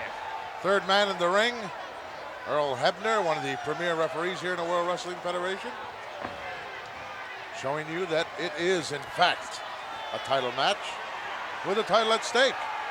Yes, that was the symbolic gesture he made. The title is at stake. That is up in the air. Either man now can win this. Of course, the edge of it always going to the champion. Yes, I think so too. He's got to lose it somehow rather than win it. And Well, there's a lot of it can only change hands on a pinfall or submission. Yes. Any other result in the match, and you know, Ric Flair could go home with the short end of the purse money, but he'll stop. Look at that. Power in that upper body being shown there by The Undertaker. He is being manhandled. He is indeed. And this is an unusual... Oh, my word! A new champion here.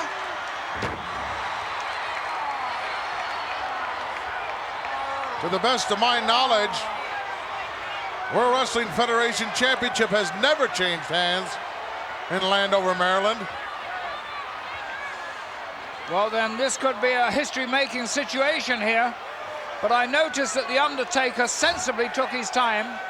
There's a lot of sanity and reason in what he's doing. He wasn't throwing caution to the winds and rushing in there. He had the upper hand, but he'd rather wait. He is a very patient fellow, exercises a lot of self-discipline inside the ring, and that's an admirable quality. Well, he also knows, Alfred, he's got to keep an eye on Mr. Perfect. Yes, definitely. I'd like to see Flair stuffed into that body bag. Shipped right out of here. Well, I don't know so much about that. This fellow is such a great wrestling asset to the World Wrestling Federation. I don't think I'd like to see that at all, quite honestly. However... He has an attitude problem, Alfred. A superior attitude problem. Yes, that's what he has. Oh, my word, look at this. That will deflate your ego. It really does. How demoralizing. You hit somebody with your best shots. I'm talking about plural, not just one, several of them, and he absolutely shows no sign of pain or of being punished at all. Ow! Wow. Went over that top turnbuckle and down to the concrete. And a little taunting on the outside there by Paul Bearer. And I noticed that when Undertaker was out, Mr. Perfect just refrained from poking his nose in.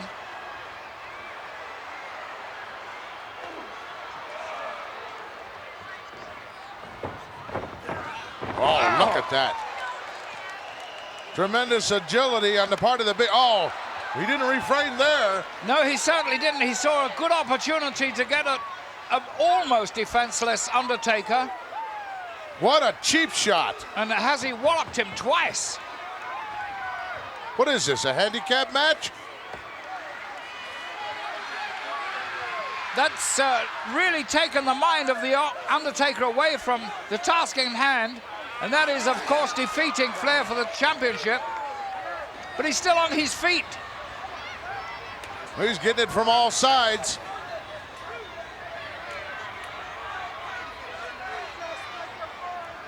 My word, look at this. Undertaker still hasn't gone down, and he's taken a shellacking both inside the ring and outside. And Flair thinks he's going to finish him off now. Look at this.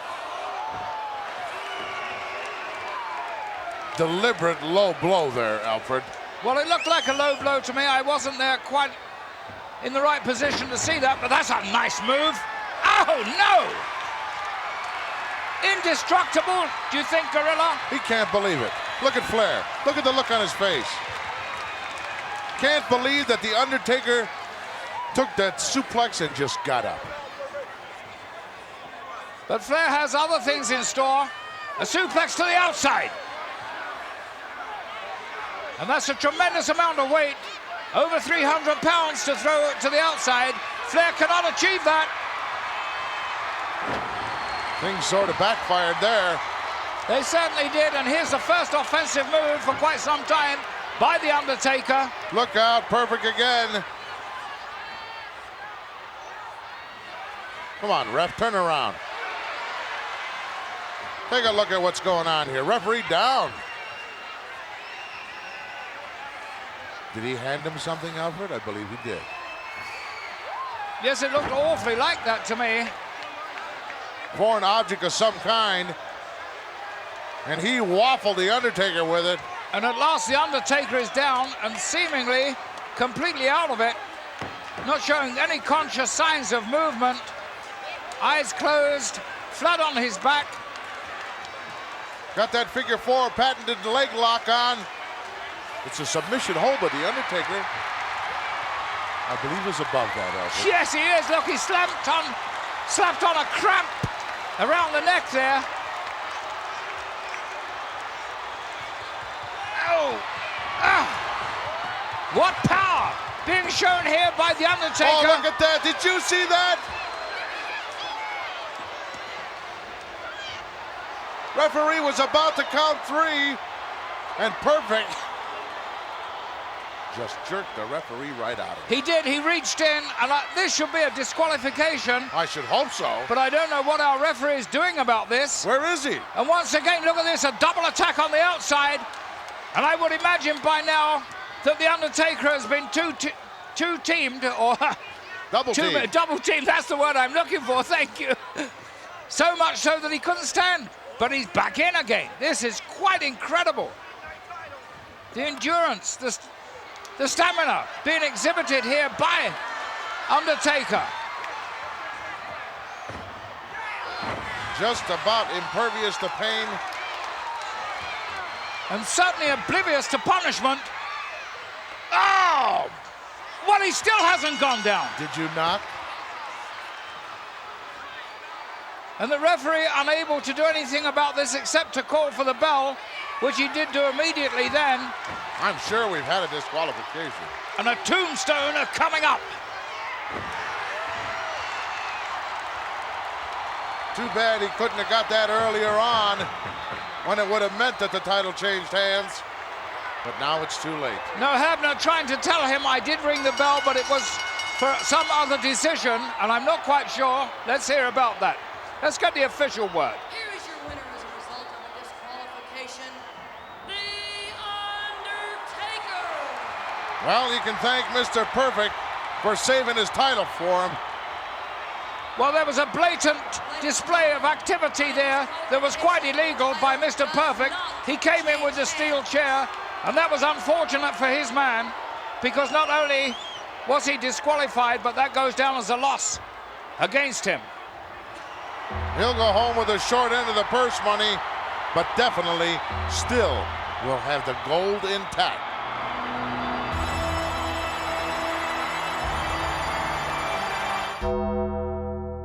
And there's no commentary that will be. No commentary. Okay. So it's just going to be you guys kind of talking through it, watching conversation. it, and let me know if you can see it, everything well.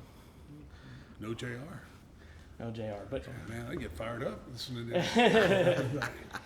We'll definitely in post put up all the JR. And I think you and I can allude to that, right? Yeah. Oh, definitely. The famous Jerry Lawler call. Oh my God, he's dead. Dead, yeah. God is my witness. They were both on top of it that night. Oh my God. They better be. Yeah. I'm just gonna push this shit, sneak you in a little bit, if you don't mind. That's perfect, thank you. So I don't know if Hugo knew what was happening, but legend has it that he didn't, so I don't think any need to dispel that legend. Because he dives at just the right moment, right? Yeah, wow, Nick's getting awful close to me.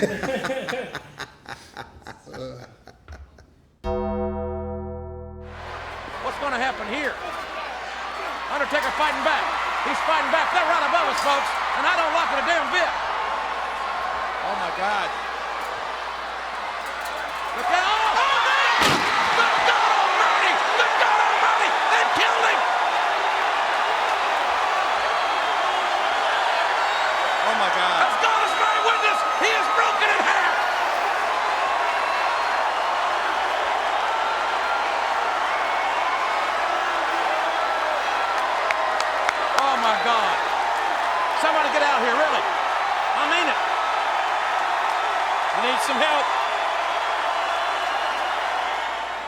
Again, if this match has ended, we apologize. I have never. Why do you apologize for that? Well, I mean, the fans. I've never seen anything like that in my life. Well, I'm not. Yeah, fine, but people were expecting a Hell in a Cell match. Look! And look at him. You're kidding me. How in the hell is he standing? Oh my God! And look at this. He's got a smile on his face. For God's sakes! Are you kidding me? He wants to go back up. Mankind is going back up. No way! And so is The Undertaker. No way! How can he climb? How can his body? Oh my God, The Undertaker's got the chair. This is absolutely amazing. Absolutely amazing here. Oh, a headbutt by The Undertaker and a right hand. Now if he throws him up on the other side, there's... Oh! Good God! Good God! That's it, he's dead. I'm not surprised by much. And I thought 3 minutes into the match, it was already over. I never expected Mankind to get off that gurney. And if there was anybody that I could ever respect, which there isn't, Mankind would be it. Just for him to get himself on his feet and get off of that gurney, well, that says a lot for Mankind. No, he may not have an Adonis body, or he may not be the prettiest thing to look at, but pound for pound, he's one of the toughest guys I've ever seen. He has probably given me more problems in the ring than anybody. And when he got off of that gurney, I knew from there, which I thought was the ultimate move that I could do. Then at that point, I knew I was gonna have to do something even more severe to keep him down. And when he started climbing back up the cage, I knew I was in for a long night. Is that when you decided that you were gonna put him through the cage onto the mat? Unfortunately, I wish I could take credit for that. The cage just gave way to our weight. You know, it was, the cage is meant to keep two individuals in. I mean, at that point, I knew he was hurt. So I was trying not to give him any time to recover. And choke slam, I've stopped many people with a choke slam in the ring. So I figured on top on a steel cage, there's no way he's gonna get up from that. The fall through the desk, off the top, and then a choke slam on top, you know, not even Mankind would get up from it. He goes through the cage, it looks like a car crash, and I actually thought that, you know, that he may have been physically broken in half. For the first time, now I've heard a lot of people in the ring, but for the first time, I thought that his body may have actually been broken in half. The trauma for which, the impact that he took, I think the second one, the choke slam through the cage, might even been worse than me throwing him off onto the desk.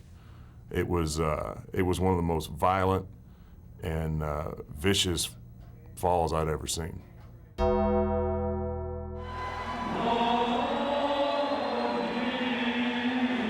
King, what?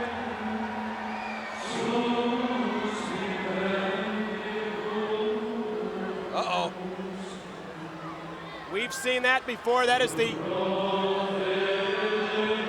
the acolytes.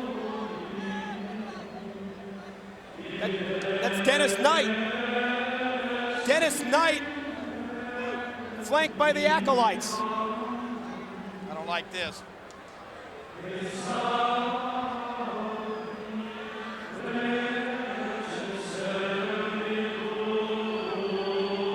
King, I don't know what to make of this.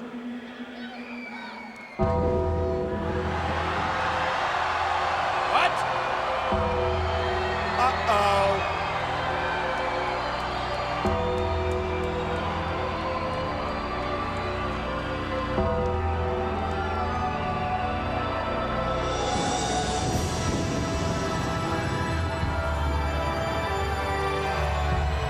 King, is that?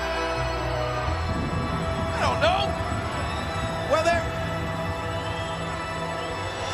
that looks like The Undertaker!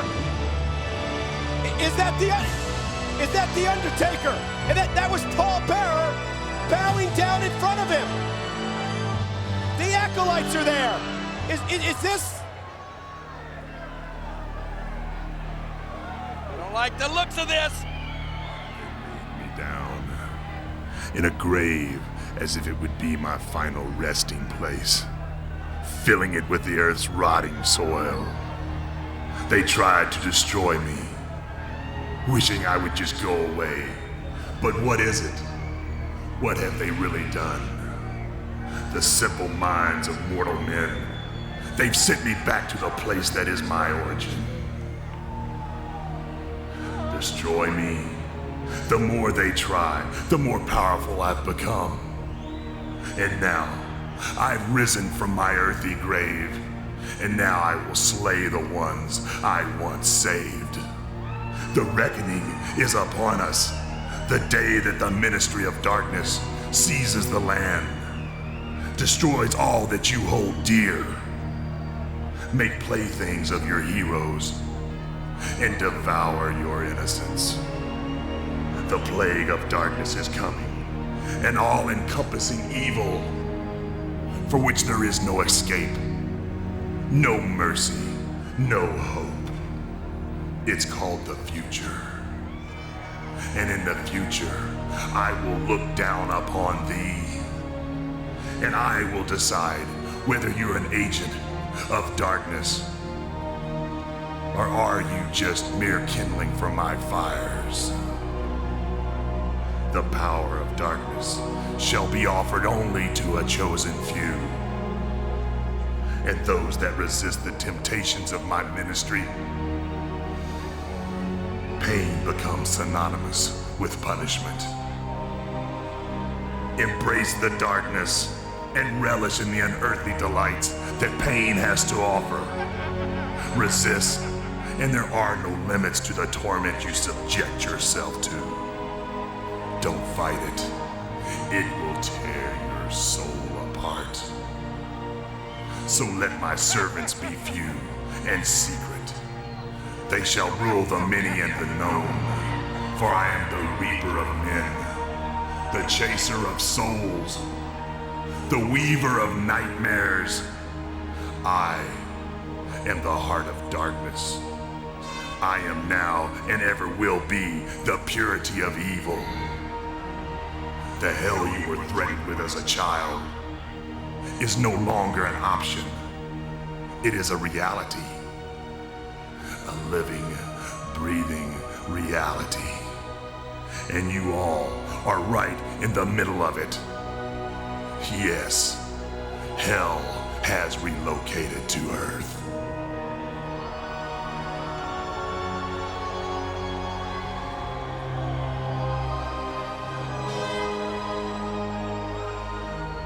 What's he gonna do, Michael?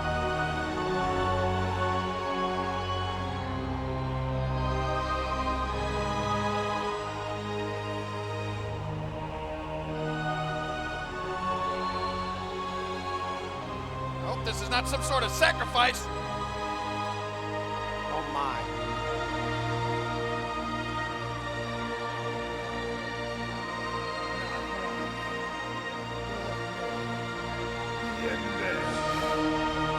Anal Nathrak.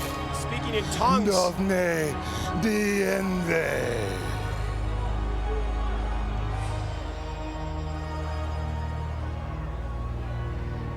From this moment on, you are no longer Dennis Knight.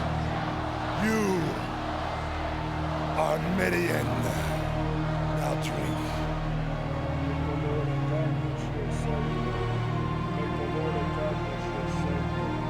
Oh my.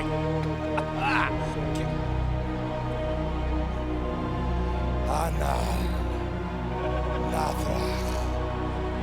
Dovne Diende.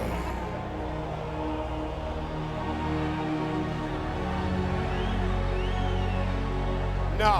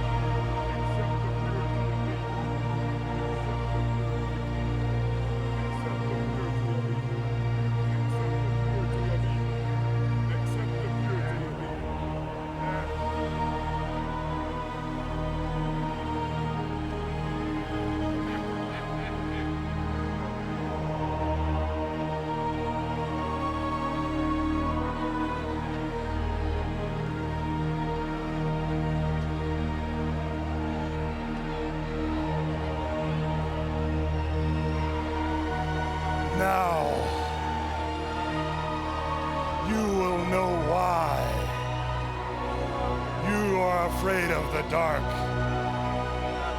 And you will learn why. Oh!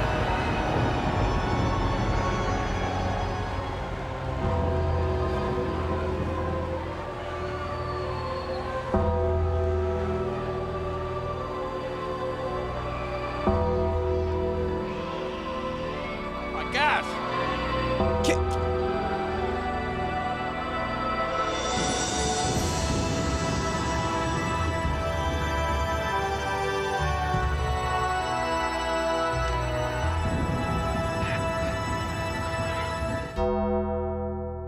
When you see these younger guys who had it, was there like, okay, all right, this will be fun. I can really have some fun with these guys. Absolutely. And all those guys I had just tremendous chemistry with, as we found out later on.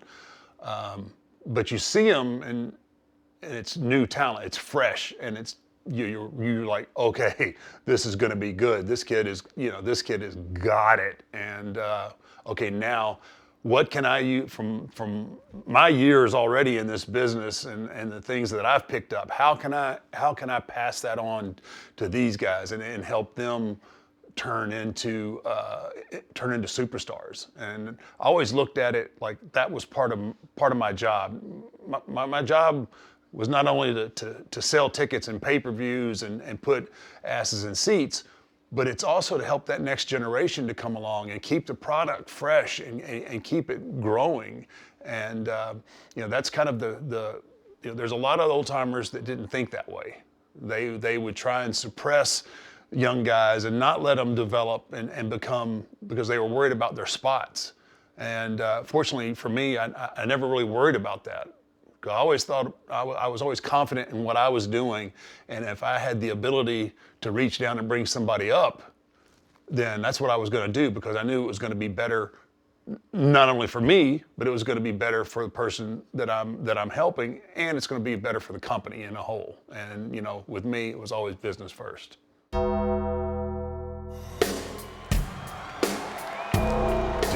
man walking. A career-defining match, and we're going to see it live. It better be the match of his life, JR.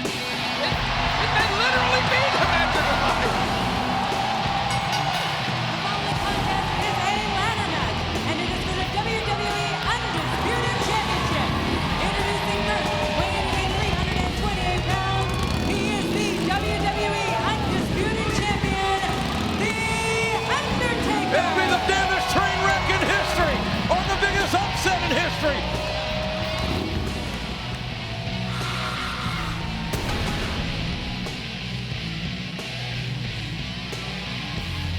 And there you see the title hanging high above the ring. King, there's only one way to get there, and that's by the use of the ladder. Well, this match was Jeff Hardy's idea, and rightfully so. He's used to these type of matches. This is the first one ever for The Undertaker. The challenger from Cameron, North Carolina, weighing in at 218 pounds, Jeff Hardy. In this matchup, there will be no pinfalls. There will be no submissions. There are no disqualifications nor no countouts. Only one way to win, and that's by climbing the ladder and securing the Undisputed Championship belt that hangs high above the center of the ring. There is no doubt that Jeff Hardy is extreme. He is very extreme. He doesn't have to be. Oh, wait a minute. Don't be that extreme now, Jeff. Don't make a stupid... What is he doing, JR? It's obvious to me that Jeff Hardy's trying to get in the Undertaker's head. And I think he has. And, Jeff Hardy! Drop kicking that ladder right back in the face of the Undisputed Champion. Jeff Hardy lured the Undertaker to the outside. Look at this! Catching the crossbody over the top. And the extreme Jeff Hardy. He's a risk taker. He's a daredevil. And he knows he cannot be disqualified. Look at the Undertaker hit right between the eyes with a solid shot, with a steel chair. Jeff Hardy's been thinking about this match all week. Obviously, he is ready for this. And just remember, he does not have to pin The Undertaker to become the Undisputed Champion. Look out. Jeff Hardy outmaneuvering the Undertaker Undertaker that ladder. Again, Jeff Hardy, a veteran of those historic TLC matches and ladder matches. The Undertaker knocking down Jeff Hardy has never been in a ladder match in his long, successful, illustrious career here in the WWE. Yeah, but he's in one now, and it could turn out to be the match of his life. Jeff Hardy giving up size and strength and power. And that may be too much to overcome in a normal match. But ladies and gentlemen, this ain't no normal match. This is a ladder match. This is a Hardy Extreme specialty. Yeah, but you got to remember, JR, just think back to last week. The Undertaker literally extremely destroyed Jeff Hardy. I mean, he destroyed him. And Jeff Hardy, though, had enough guts to issue this challenge. And maybe on that night, Jeff Hardy outsmarted The Undertaker because The Undertaker has never been in this ladder match environment. And that's where we are, and The Undertaker clubbing and hammering away at Jeff Hardy on the outside. Remember, you can't be disqualified. You can't get counted out. You can't, the pinfalls don't count, and there are no submissions. I know. I realize that. But I think now you're seeing the dominance of The Undertaker start to emerge here. This is probably why The Undertaker, well, quite frankly, it just sounds like he's just looking past Jeff Hardy. He's thinking about Kurt Angle. He's thinking about The Rock. He didn't even mention Jeff Hardy. The Undertaker, so sadistic. He is an evil executioner, is this man, and he can just beat on Jeff Hardy as long as he wants if The Undertaker chooses. I think he's about to introduce Jeff Hardy up close and personal to that ladder that he likes so much. Here we go. Oh, no, wait. Oh! And Undertaker, Jeff Hardy came unmounted and drove The Undertaker's face, his chest, his lower torso right into that ladder. They can beat each other all they want, but the match will continue if it takes us all night long until somebody can climb that ladder. Jeff, leg dropping the ladder on top of The Undertaker's prone carcass. This match will continue all night until somebody can pull that undisputed title belt. I sometimes think that Jeff Hardy should have considered a career as a crash test dummy. I mean, he'll absolutely risk life and limb in these matches. As I say here in New Hampshire, live free or die, and Jeff Hardy's career could die here tonight in this matchup, or it could be made. It could be history in the making, one way or the other, before this was all said and done, and The Undertaker driving that ladder right up into Jeff Hardy's face. Oh, man, did you see that? Undertaker's not been back in this ring since being lured out of the ring, outmaneuvered mentally, if you will, by the extreme Jeff Hardy. And now The Undertaker back in the squared circle. Jeff writhing in pain here, King, right in front of us. Well, Undertaker just kicked that metal ladder right into the ribs of Jeff Hardy. It's a miracle that, well, it could have cracked a couple of them. Oh, no, look out there. Undertaker using that. Come flying over here. Ladder. I told you, Jeff Hardy's face, his prone body just went limp on our table. And The Undertaker now setting that ladder up. And his chances, watch this again, look at that. Jeff Hardy's chances of becoming the undisputed champion are going limp right now as well. Jeff Hardy lying out in front of the table. You better get up, Jeff. It's going to be over quickly. It's going to be over. Get up. Undertaker, look, what's he thinking? Undertaker, all he's got to do is climb the ladder and get his undisputed title belt and leave. He's sadistic. He hadn't inflicted enough punishment and pain yet. But man, King, you know as well as I do, when you got a chance to win a match and you don't do it, well, more often than not, it can come back and bite you right in your butt. Well, you heard what The Undertaker said. He is determined that he is not going to leave Jeff Hardy standing. Jeff Hardy is not going to be able to walk. Oh, no! Oh, right. What the hell are you? You're breaking this kid in half. There's no reason for that. Come on. Jeff Hardy can't. I don't even get him to defend himself. Easy, JR. Not the man to mess with. Don't provoke him. Oh, I'm not trying to provoke him, but there's another human being being destroyed in front of our very eyes, and some of us give a damn. Key word there is another human being, JR. Don't stick yourself in there and put yourself at risk. You know you enjoy this. Anyway, look out! Jeff Hardy thrown right into the timekeeper's table. Wow. This is sad. This is damn sure sad. The Undertaker, that chair, driving right into the sternum of a helpless kid that came here to put his career on the line to become the undisputed champion. Well, what the hell did you expect, JR?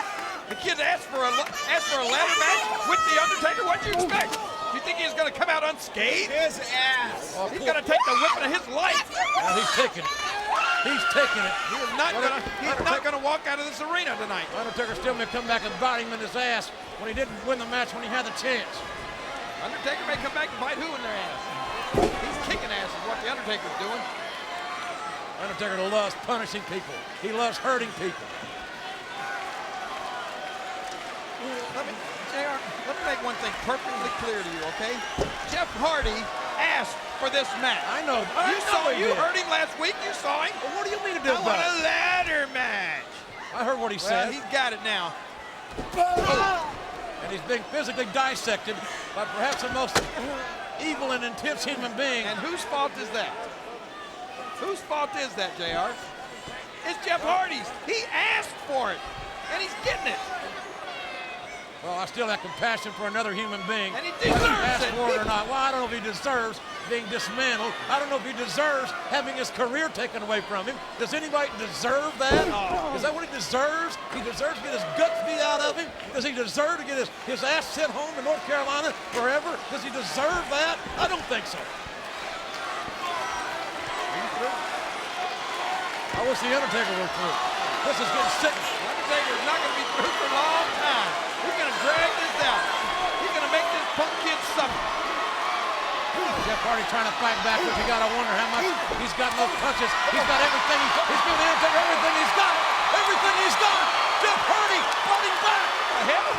Oh, the right hand knocking down the challenger. That sent a little message. What an offensive flurry by Jeff Hardy, and it may have been everything he had left. Yeah, he was flailing away like... I'll just tell you this, the Undertaker just sent a message to Jeff Hardy, and he's sending a message to everybody right now. Every WWE superstar, but especially Kurt Angle, and especially The Rock. He's showing these two guys what he's capable of. Well, it may be singing mess, but this tonight is not about Kurt Angle, and it's not about The Rock. Oh, yes, it is. This is about Jeff Hardy trying to live his dream and making a challenge in a match that he thought he had a better than 50-50 chance in winning. Did you actually think that Jeff Hardy had a better than 50-50 chance of winning this match? In the ladder match, I damn sure did. How wrong are you? Well, it's not over, is it? It's not over, is it? I don't know. Let's see. And if I'm wrong, I'm wrong. I've been wrong before. But this is not over. It'll be over when the Undertaker says it's over. It might be over right here. God almighty, you gotta be kidding me. You can't do right this. here. Hardy sandwich. That hurt the Undertaker. Too bad. But Jeff Hardy just got dismantled. He has been completely torn apart. And the referee can't stop it because there's no disqualifications. You can't be counted out. There's only one way for this match to end. And that's when someone climbs the ladder and gains possession of the undisputed championship belt, which is hanging high above the center of this ring. I don't think Jeff Hardy's going to do any climbing tonight. He don't have the right boots on for that. Jeff Hardy's propped up in the corner and nowhere to go. Just drill right in the chest, driving the air out of this kid. You remember what the Undertaker said, don't you? Not only is he going to win the match, but he's going to make sure that Jeff Hardy is not able to walk out of this arena tonight. And what a sick thought that is. Why? What a sick thought. Why? To cripple somebody. Jeff Hardy's back, his spine smashed to that ladder, and the ladder could give a damn. It could give a damn about the anatomy of this human being. And the Undertaker gives a damn less. And Jeff Hardy avoided contact. He bought himself a little bit of time. Don't worry, Undertaker's all right. He's okay. Undertaker right back on the attack. Undertaker tasting that ladder momentarily. And Jeff Hardy with a corkscrew. My God, Jeff Hardy went for it all. They caught the Undertaker right in the face with that corkscrew off the top. That's all right. You can't win the match that way. I can only you imagine. get all excited about the corkscrews all you want. I could only imagine the pain this kid's trying to endure here. He could barely hold the ladder. Nice. He hadn't had to do all he's got to do. Undertaker up, taking Jeff Hardy's head almost off his shoulders, his carcass, his body, certainly out of the ring. We'll take one more look at this last-ditch effort by Jeff Hardy. Yeah, it was impressive. And the Undertaker, instead of setting the ladder up and going for the title, wants to come out here and inflict more pain, and he got a low blow, and again, there's no disqualification. Well, you condone those kind of actions? It's no disqualification. Oh, okay. You're having a parade for the Undertaker. From now on, Oh, God, Jeff Hardy leaping off that ladder, over the top, clearing the top rope, landing on the Undertaker. And now can Jeff Hardy beat the Undertaker back in the ring? Can Jeff Hardy set the ladder up? Can Jeff Hardy become the undisputed champion? One more look at this, the springboard. Using the ladder actually as like a diving board. He dove right over on top of the Undertaker. And again, this, oh my God, there's, Okay. oh my. Hell yes. That's a big ladder. That's a bigger ladder than they started with. I guess. What's that for? What's that for? Oh, he's gonna go paint his garage. What? Look at this. He sets this ladder up. The ladder almost touches the championship belt. Jeff Hardy can live his dream. Undertaker. Jeff Hardy can make history. Undertaker. This could be the biggest upset ever. Upset stomach. Jeff Hardy, his body racked with pain, trying to climb the ladder. The Undertaker finally back in the ring with a clubbing blow to the lower back. Lower back of his head, I think.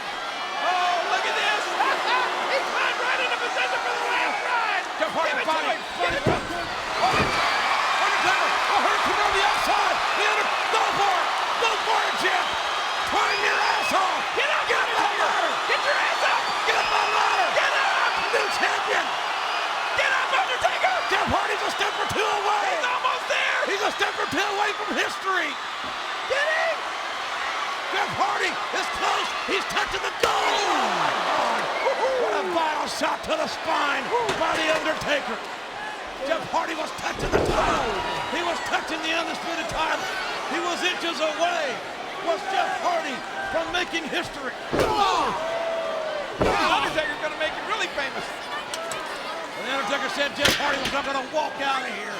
And he may be right. But again, he may be wrong. Oh, no. I think he's right. Wait a minute. My paycheck, he's right. Come on. Give it to him. Jeff Hardy trying to fight out of this. Jeff with the chair. Hit the Undertaker in the head. What? It may be the night. It may be the biggest night. Get up, Taker. Get up. He's still got that damn chair. Oh, God almighty. A knockout shot. A knockout shot. Climb the ladder, kid. Make yourself famous. Please get up, Undertaker. Jeff Hardy. His body racked with pain from head to toe. Get up, Undertaker. He's inches away from immortality. Ooh. Oh, God. Ooh. Not one but two shots to the spine of this kid. Oh. The Undertaker almost out on his own feet. And now he's climbing the ladder. But Jeff Hardy is close. Get it. Get your title. You're the Undertaker. Oh, look out. Come on, kid. You can still do it. One more step. One more step. He got his hand on it. Jeff Hardy. Oh, my God. Oh, God, no. No. The tombstone on the top of the ladder. And the Undertaker with a choke slam on the top of the ladder has won one hell of a fight. One hell of a fight. Here is your winner and still the WWE Undisputed Champion, The Undertaker. This match took a tremendous amount out of The Undertaker. And poor Jeff Hardy gave us everything he had. Yeah, but Undertaker kept his word. He gave us his word that Jeff Hardy would not walk out of this arena. And look at him. He's down. He's down and he's out. And The Undertaker is still your undisputed champion. He said Jeff Hardy wouldn't be standing, and he's not. What do you have to say about that, JR? Jeff Hardy had a hell of an effort. I'm proud of Jeff Hardy. I'm proud of what he put his body through to become the best in the business. But it was not to be on this fateful night, on this ladder match. Wait a minute. Hey, Undertaker. That punk's getting up. Jeff Hardy is getting back up. You better stay down, kid. This kid is he will not die. Jeff Hardy will not die. He will not stay down. Don't speak too soon. Lay down. Leave him alone. Lay down, boy. Enough is enough. You should have just laid down. There's no reason for this. Well, there is a reason. Down last ride. You remember, JR, he said he was going to become a star and die trying. He's going to be My God, I can't believe The Undertaker wins a match, and he's got to come back and punish this kid a little bit more with that last ride. And maybe that was the message to Kurt Angle for SmackDown Thursday. Maybe it was the message for The Rock at Vengeance. I don't know. All I know is that Jeff Hardy made his family, he made the WWE proud. Wait a minute. Hey! Oh, tell me he's not talking. You haven't broke me, Taker! You haven't broke me! I'm still standing. Oh, God. No, you're not. Cut the mic Go off. from the ropes, I'm standing. Cut the damn mic off. That's enough. This kid, Jeff, don't do it. Right, that's enough, Jeff, that's enough. Throw the mic. You got nothing to prove, kid. Give us that microphone. You got nothing to prove. And Jeff Hardy's defenseless here. There's no reason for this. He can't even defend himself. I shudder to think what The Undertaker's gonna do to this kid who gave us his heart and soul. He's helpless. He's helpless. As I said, he's defenseless. And look at that! The Undertaker raising Jeff Hardy's hand. What the hell is up with that?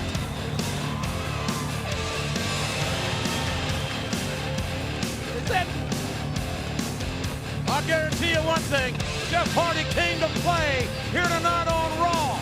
And before a sellout crowd, Jeff Hardy gave us his heart and his soul to become the undisputed champion in this ladder match.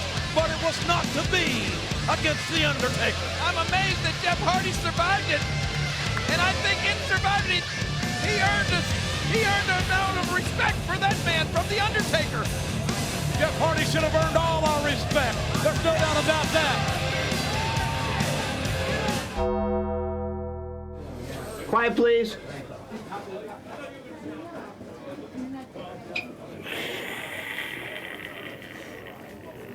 And the last one is nice ass. Ready? Nice ass. What side of the river does he stand on? Which side of the fence does a man stand on? That's what I need to know. Well, why don't you just ask it yourself? Oh, yes. Oh, all right. Now things are going to get very, very interesting. Wait a minute. From behind. There he is right there. He's right behind Paul Bearer. There's The Undertaker. Ooh.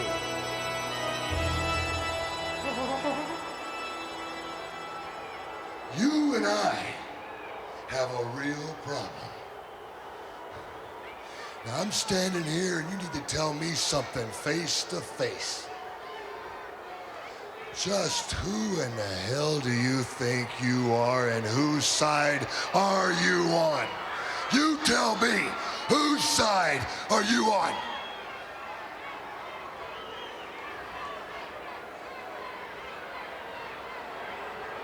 Come on,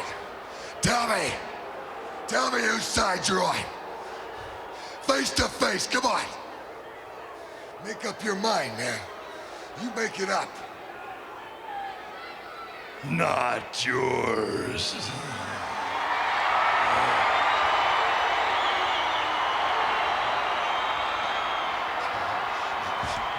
Wait a minute. Is this what makes you tick? Is this what you need in life? Is this your cross that you have to have, brother? There it is, man. Let me tell you something, though, big boy. I owe you one. Don't turn your back on me. I owe you one. Oh, wait a minute. Look what he did. You blocked it. What did His hand is caught in the end of that coffin. Oh, no, wait a minute. Jake the Snake. Switched up. Just gave him the DDT. Wow, McMahon. What is going on? Look at this. The Undertaker trying to get his hand out of the casket. It's sealed shut. It's tight. It can't be moved. They've got to be smashing his fingers, McMahon, flat. They've got to be smashing them flat. And Paul Bearer is out. Oh, wait a minute. Oh, look at that. Jake does, and again. steel chair. Man. The Undertaker. Limp now. His hand still in the casket. So now, as you can see. Wait a minute, he's back up. He's back up on his feet. The Undertaker standing tall. Okay, you want to play for a little bit, huh, big man, huh? I like to play too. Jake Roberts again with a chair. The casket now. The full weight of that casket, McMahon, on his hand. Roberts working to the rib area. Once again, The Undertaker is spent. I can't believe what has happened. I can't believe what Jake has done. Now, before I was so rudely interrupted, I was about to say, as you can see. Wait a minute. He's standing up again. You're some kind of freak, huh? Yeah, you're a real freak, boy. Come on. I got something left for you. Look at this. The Undertaker is back on his feet. He's trying to drag the casket. He's trying to get his hands on Jake the Snake Roberts. Undertaker is coming for him. I've never seen anything like this, McMahon. He's dragging that casket. It's got to weigh a couple 100 pounds at least. Oh! Oh!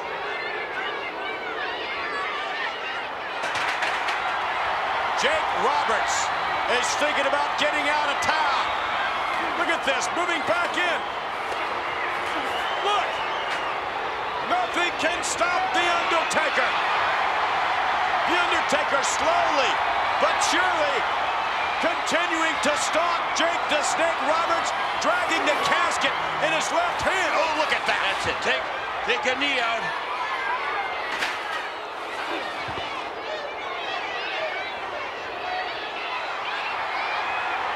Roberts can't believe The Undertaker is again standing tall. And yes, dragging the casket slowly.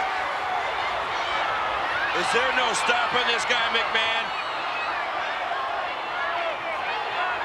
And again, Jake Roberts moving back in on The Undertaker. A chair can't oh my. Nothing is going to stop The Undertaker. Nothing is going to stop him. If Jake Roberts knows what's good for him, he'll get out of this arena, and he'll get out of this arena fast. Nothing is stopping The Undertaker. He's still stalking him. Well, Doc, here comes King Hunter Hearst Helmsley in his large Queen China. The following contest is scheduled for one fall with a 20-minute time limit. Making his way to the ring, being accompanied by China from Greenwich, Connecticut, weighing in at 244 pounds, the king of the ring, Hunter Hearst Helmsley. JR been waiting all night.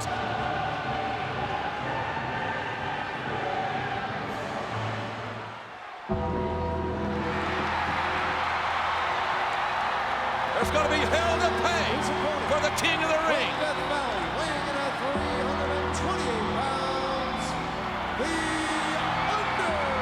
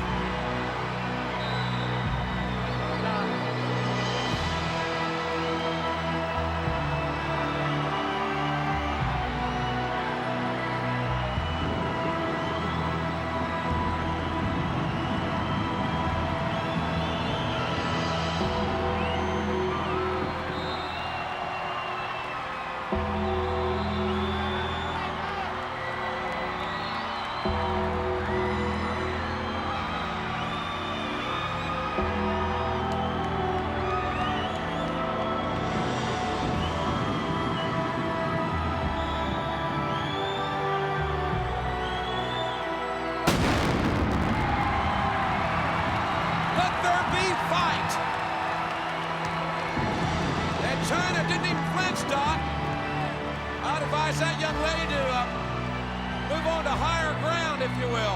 Thinking about moving my chair back a little bit. Speaking of chairs, I wonder what Shawn Michaels is thinking and doing right now. Well, you can bet that Shawn Michaels is going to keep a very, very close eye on this one. And this one could get nasty in a hurry. Is Hunter Hearst Helmsley going to pay for Shawn Michaels' sins? But look at Helmsley. I know it's cliche, but Helmsley fighting fire with fire. Uh-oh, look out. Not for long. Business just picked up, and look at the power. Tremendous right hands. Ooh. Helmsley just getting battered and fried by The Undertaker. And you want power? And referee Earl Hebner best watch his step. The Undertaker now clotheslining Helmsley over the top. Well, this one has virtually, Doc, been all Undertaker here in the early going. Well, so far, JR, but you still got to wonder, what's Shawn Michaels doing? What is Rick Rude doing? Good question. Who knows? Tell you what I'm doing, I'm going to move out of the way. I'll tell you what, this is, I got an eerie feeling about this one. And Helmsley taking advantage of the Undertaker's return to the ring. And Helmsley again, I tell you what, I can't say enough good things about Hunter Hearst Helmsley's athletic ability, but when you lower your head on the man from the dark side, he'll put your lights out. And a choke slam, here comes a choke, wait a minute. No, here comes insurance. Who is paying the premium here tonight? And Helmsley goes for the ride. And The Undertaker will just as soon dismantle Rick Rude as not. Here comes Hunter, here comes Hunter. From behind. Well, if that was a plan, it worked. Did Rude intentionally distract The Undertaker for Helmsley's benefit as Helmsley stomps away? Well, I guarantee you he wasn't coming out for no autograph. The reigning king of the ring showing a very, very aggressive streak here. You've got to be impressed with the tenacity of the Connecticut Blue Blood, Hunter Hearst Helmsley. And Helmsley counters. Nice maneuver there by Helmsley. Now he's got the big man down on the mat where everybody becomes equal. WWF Hall of Famer Killer Kowalski did a great job in training Helmsley. Helmsley now measuring The Undertaker. A clubbing forearm blow right to the head. We've got a cover, and we've got a 2 count, and that's emphatically off.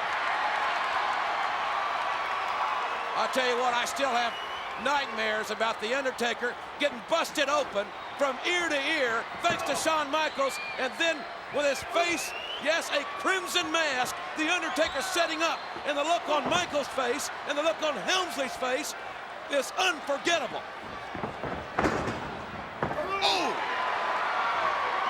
Helmsley caught one on the nose.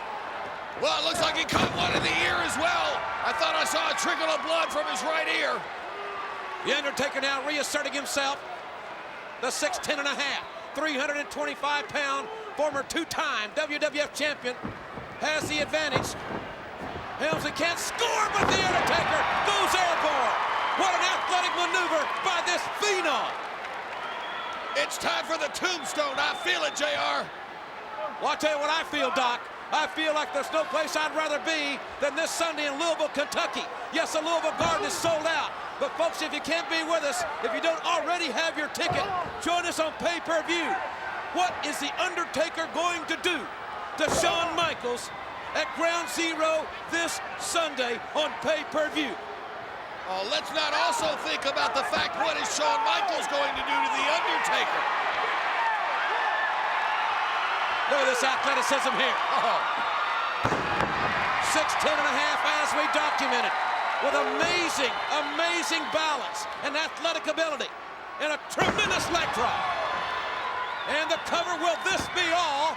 1, 2 and a half. And look at the insurance man. And look at China on the other side. Uh-oh, look out, here comes Shawn Michaels. Man, he went right for the knee, took him down, JR. Shawn Michaels going right to The Undertaker's knee, and look at these 3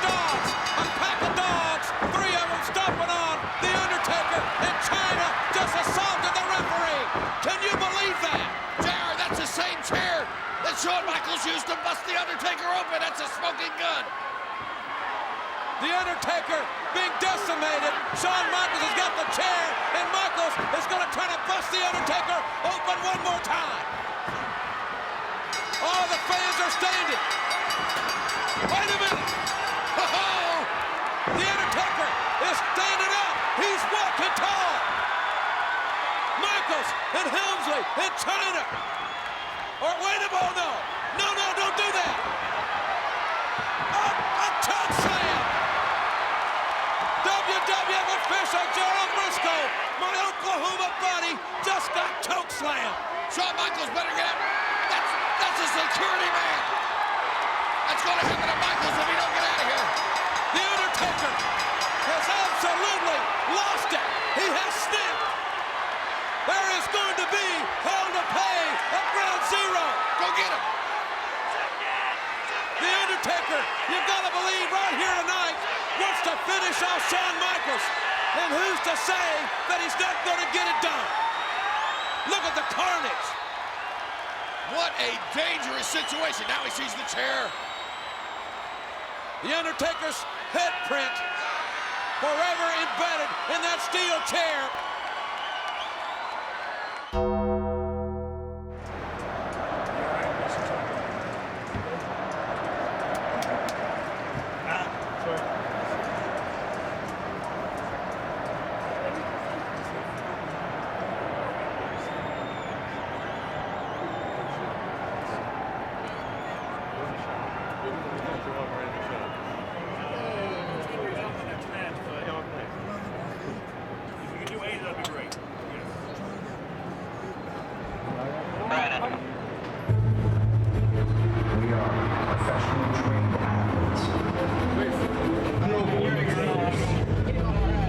WWE superstars. Invincible. When we step into that ring, we take real risks and endure unimaginable pain. Broken bones, torn muscles, dislocations, ripped tendons. Be smart. Be safe. Don't try this at home.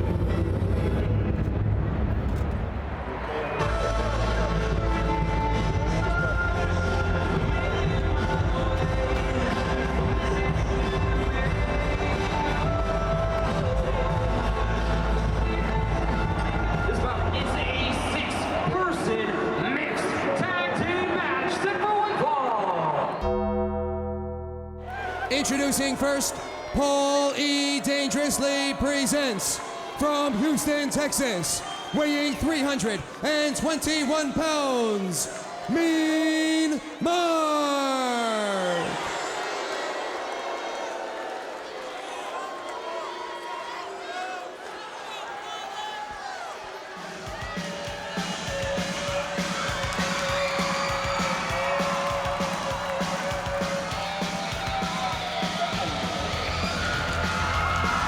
Ladies and gentlemen, his opponent from Cincinnati, Ohio, weighing 226 pounds, Flying Brian!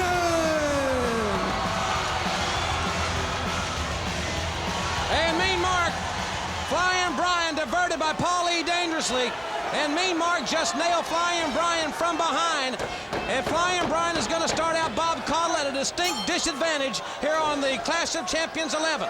Well, when you look at the matchup profile of it, boy, he's got a definite disadvantage in size anyway, and in power, the advantage definitely is the Big Mark, and he's got to watch that heart punch, Jim. He certainly does. Mean Mark, 6'9", 320. Flying Brian weighed in at 226. And the youngster from Syracuse has got to use his speed and quickness. There's a good illustration of that. A drop kick. Mean Mark down to one knee, but did not go off his feet. Flying Brian slamming the head of Mean Mark into the top turnbuckle, but really to little effect, if any.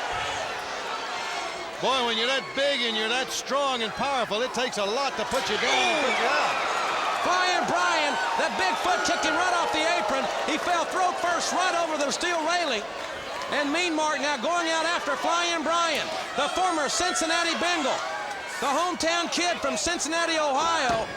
had two dreams. One was to play for the Bengals, the other was to wrestle in the NWA. He's achieved both, but can he survive Mean Mark in this contest?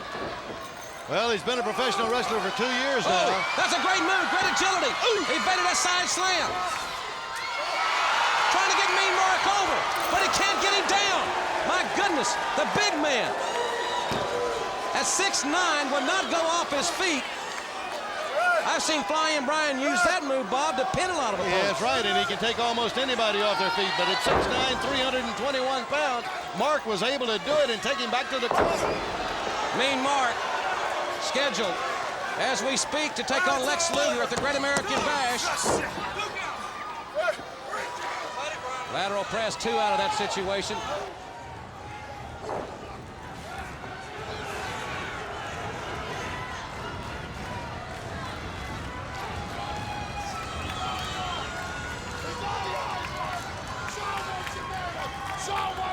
Well, look at that haircut, man. Got those fins. He's got every bald spot on his head covered up. Jay Tapper did a marvelous job with Paul Lee's hair. Either that or he did some implants. I'm not sure which. Haven't seen fins like that since a 57 Chevy. Well, this is one place right now that Brian does not want to be. Once the big man gets you in his grasp, Jim, there's no escaping it.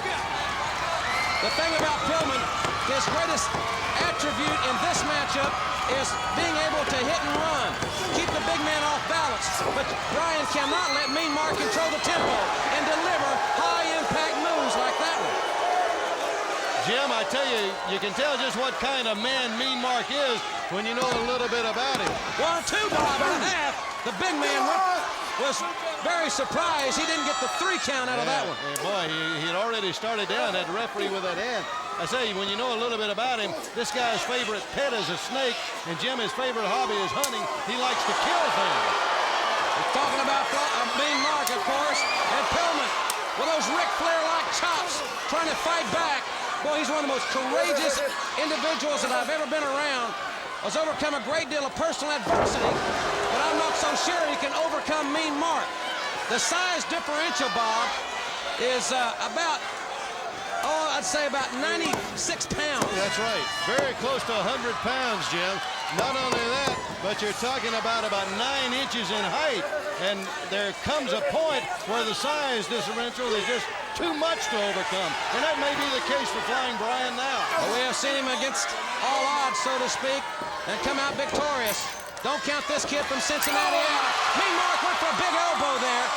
And Flying Brian adeptly moved out of the way and chops the big man and chops him again, but the big oak will not fall. Well, that may have been the mistake that Brian was looking for. The native of Houston, Texas, Mean Mark Callis. Most valuable player in the Lone Star Conference. Has a 6'9" power forward. Hey, the Hawks need some help. They got a new coach. Then they want to sign this big guy up to patrol the middle. That would have put him out for a day had he landed with that one. Paul Lee dangerously very animated at ringside. This nationally televised broadcast. Thank you for allowing us to come into your home, ladies and gentlemen, or wherever you may be watching this. We appreciate it very much. As Flying Brian fights back, and Mean Mark has yet to go off his feet. Over the top. Over the top of Pillman. Did not get, he skinned the cat. What a move. And now Flying Brian's up top. Flying Brian perched. A drop kick. And yes, that took the big guy off his feet. A drop kick to Paul Lee. Dangerously had that telephone ready. And Brian saw it coming, Jim. Mean Mark. Pillman came right out of the corner. Mean Mark back on the attack. Man, he is resilient. Pillman up top. High cross body. But Mean Mark caught him. He caught him and drove him right across that top ring cable. His throat right across the top ring cable. The leg grapevine. And the big monster from Houston has won it.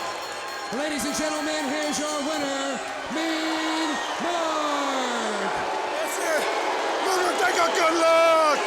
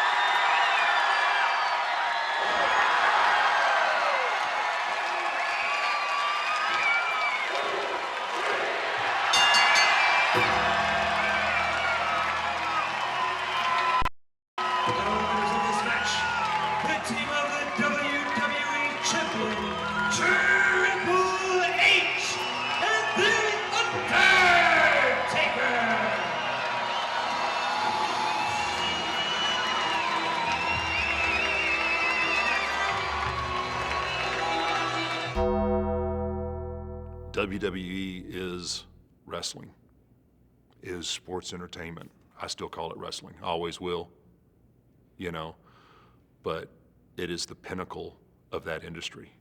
I think that's the first thing that people think of. When you mention the word wrestling, WWE is what people think about. That's pretty strong.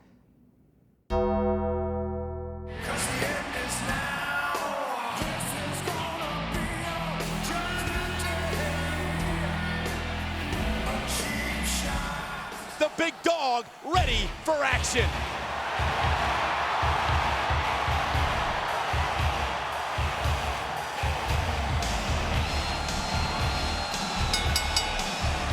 The following six-man tag team match is scheduled for one fall.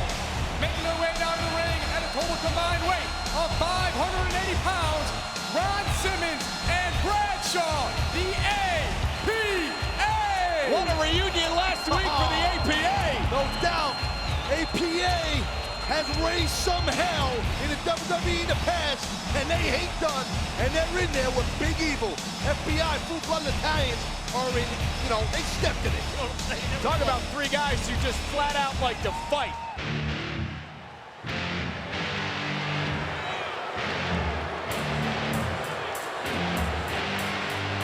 And their opponents at a total combined weight of 731¼ pound, Johnny Stamboli, Chuck Palumbo, and Nunzio, the FBI. Well, the full-blooded Italians like when the numbers game is in their favor.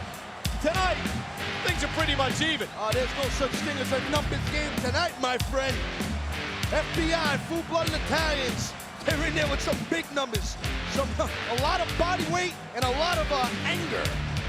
I'll tell you, I got to give big thumbs up to the veteran, The Undertaker. The fact that he came down here to get ready for this matchup and gave Orlando Jordan a big old pat on the ribcage after Jordan busted his ass out here tonight against John Cena. That means a lot. When you get kind of endorsed in that way by The Undertaker, that means a lot. Remember, Undertaker did that to John Cena a year ago when Cena battled Kurt Angle. Hopefully, Orlando Jordan will keep it real, unlike others over the past year. Lock up center of the ring between The Undertaker and Palumbo.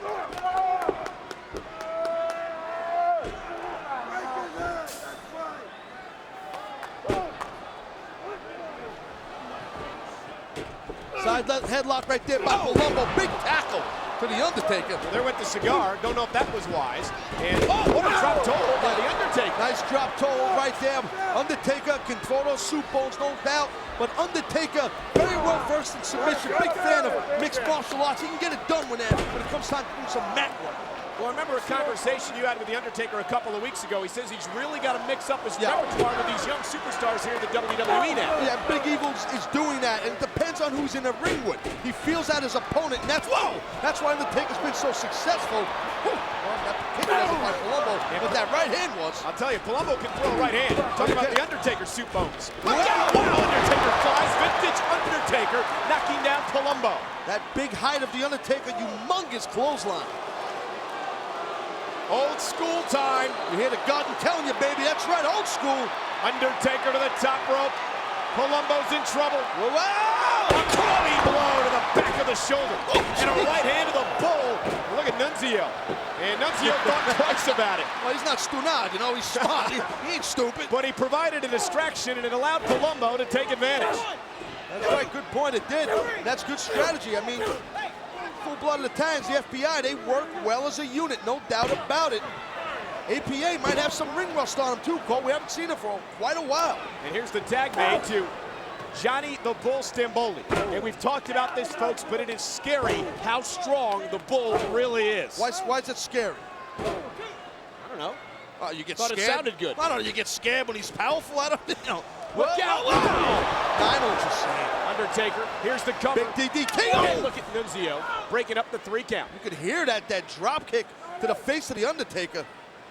And Undertaker working on the Bull Stamboli. Yet to see the APA in this Here we matchup. go, Now here we you'll go. see Ron Simmons Ron Simmons and Bradshaw returning to SmackDown last week to help The Undertaker even the odds as he was being attacked 3-on-1 by the FBI. Cover off the slam, kick out by the Bull. Talk about power. Ron Simmons extremely powerful. That body slam, big time intensity there. Oh man! Buster! Ron Simmons, very little wasted motion in the ring. Giant Bull Stamboli was almost in the subway, you know what I mean? Well, Palumbo with the attack from behind. Now he drags Simmons to the FBI corner. I mean, he's fresh either. Not the A train, the C train, you know. And look at Stamboli stomping away at Ron Simmons. We got him!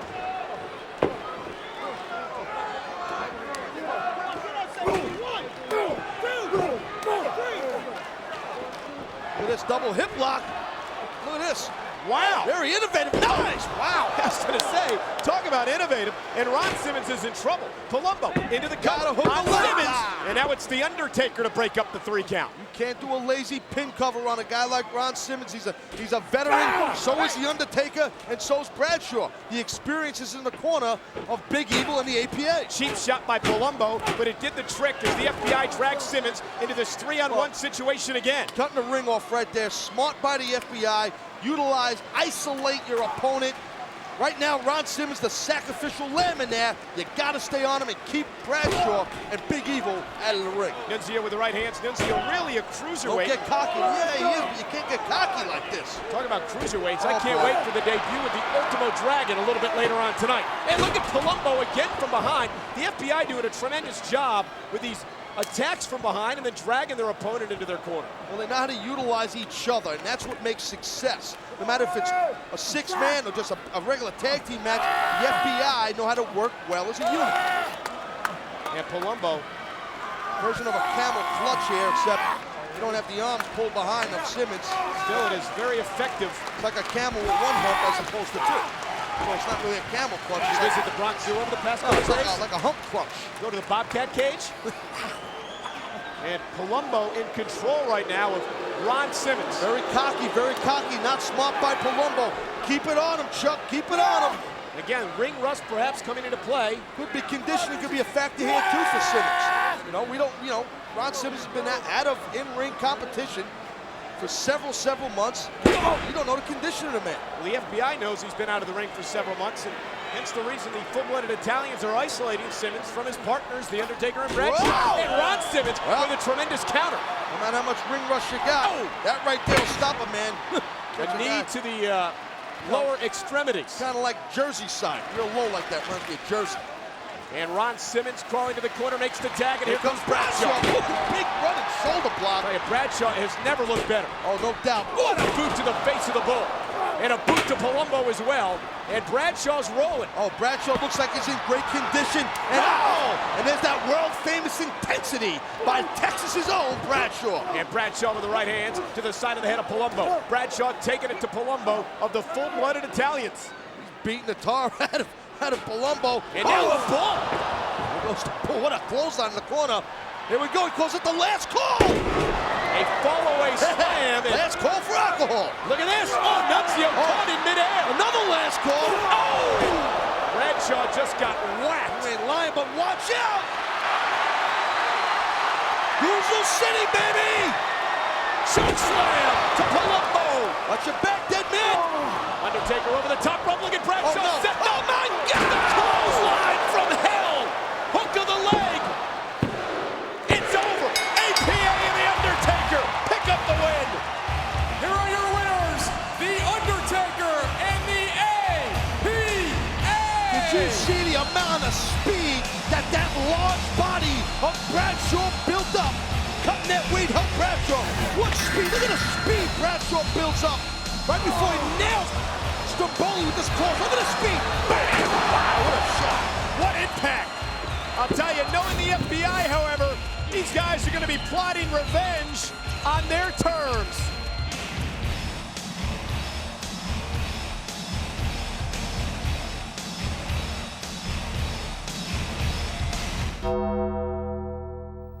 I love what I do.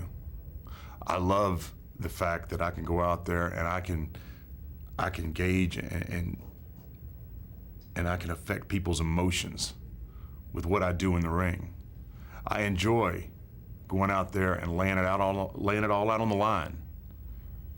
I like taking my body to the limit. And right now, what it's all about to me right now is the fact that 2 years ago I had several major injuries, and everybody said that I was done, that I was through. You know, this is all about proving people wrong right now. And the people who said that I was done, all I'm doing is proving them wrong, because it all goes back to desire. I desire to be out there performing for the people who respect what we do.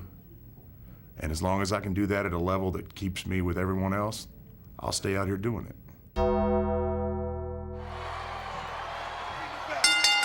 The bell rings and here we go. Drew McIntyre will also be at WrestleMania in the Money in the Bank ladder match, but what condition will he be in after this contest?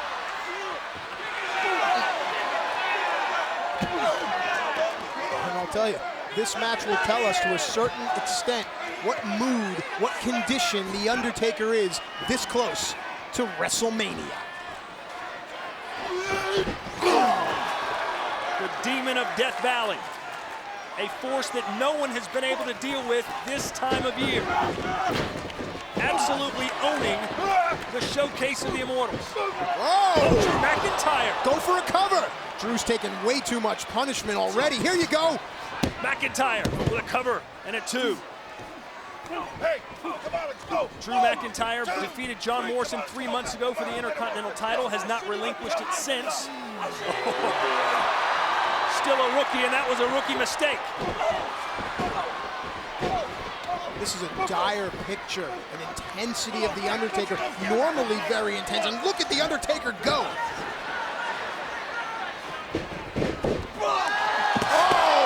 That elevation. See ya, bye. And the dead man quickly following out. The Undertaker asserting himself over his dominion, Friday Night SmackDown and the WWE. You have to wonder and believe Shawn Michaels has to be watching at home. And remember, the match between The Undertaker and Shawn Michaels must end by pinfall or submission, ladies and gentlemen. Oh boy, this is gonna end right now. Choke slam coming. Drew McIntyre's undefeated streak may be over with that choke slam. But wait, there's more. And this says a lot. The Undertaker could have pinned Drew McIntyre there, but no. Perhaps sending a message to Shawn Michaels. Oh. Ladies and gentlemen, the Outlaw, The Undertaker, wins again. Here is your winner, The Undertaker. Look into the eyes of the dead man, so close to WrestleMania. Do you think The Undertaker is ready for Shawn Michaels?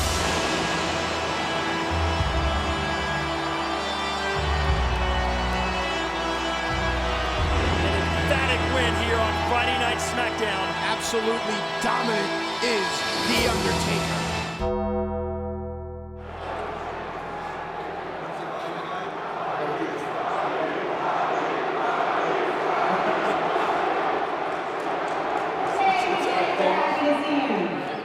You see, you don't own them.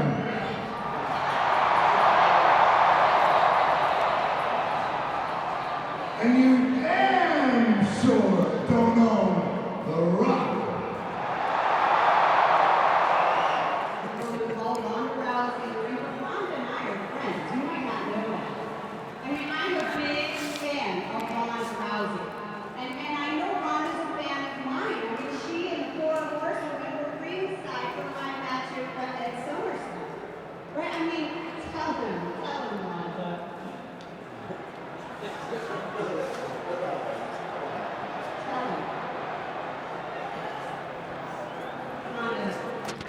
Please tell me Bob didn't fill your head with all kinds of hopes and dreams about having some kind of WrestleMania moments.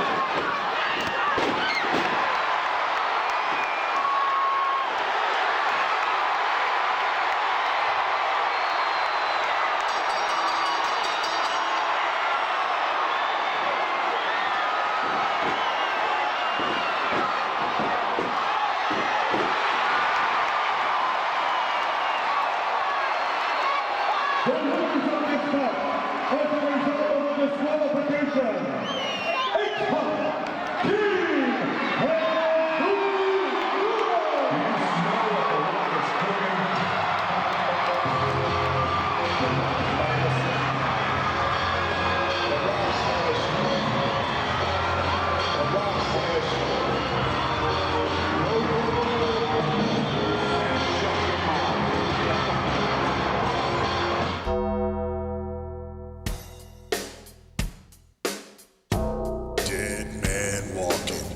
You've done it now. You've gone and made a big mistake.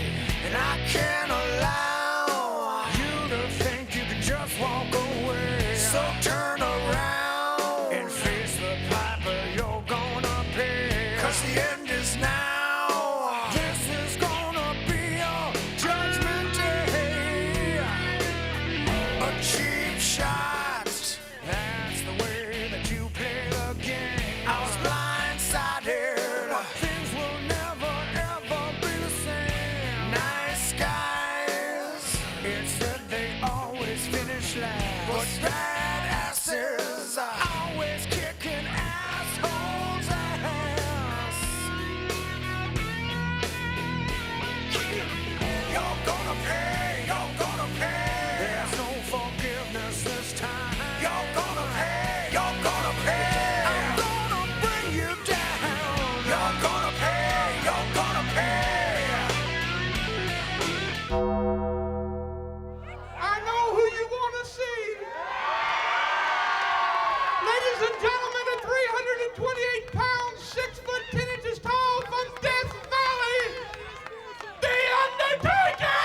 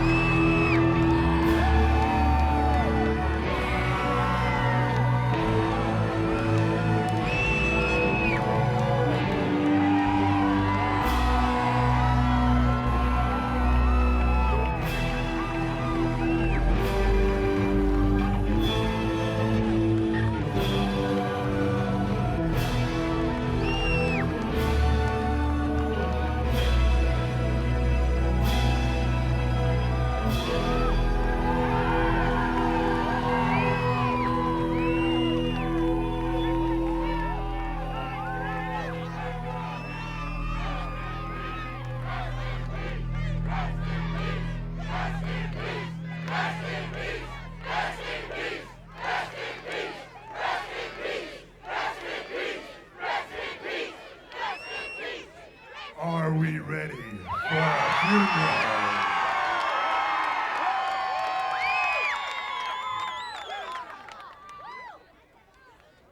In just a few short hours,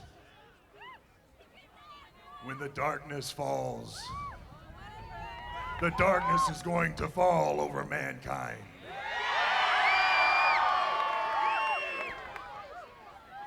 So, creatures of the night, prepare for the feast, for soon we will have the joyous occasion of putting mankind in the eternal darkness.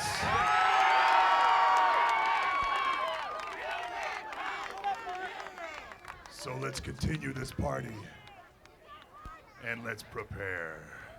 Doc, take it away.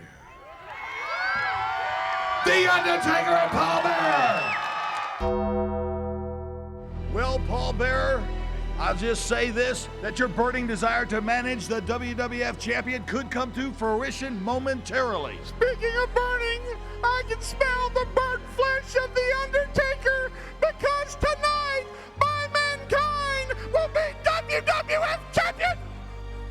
Paul, this will be the greatest night of my life. And Undertaker, your screams will be music to my ear. Have a nice day. Get away. Have To you a guys, nice they're day. Wow. Who knows what kind of a nice day it's going to be for The Undertaker, or for that matter, for Mankind. The following contest, scheduled for one fall, is for the World Wrestling Federation Championship. About to come down the aisle, accompanied by Paul Bearer, is the challenger, weighing 287 pounds, Mankind.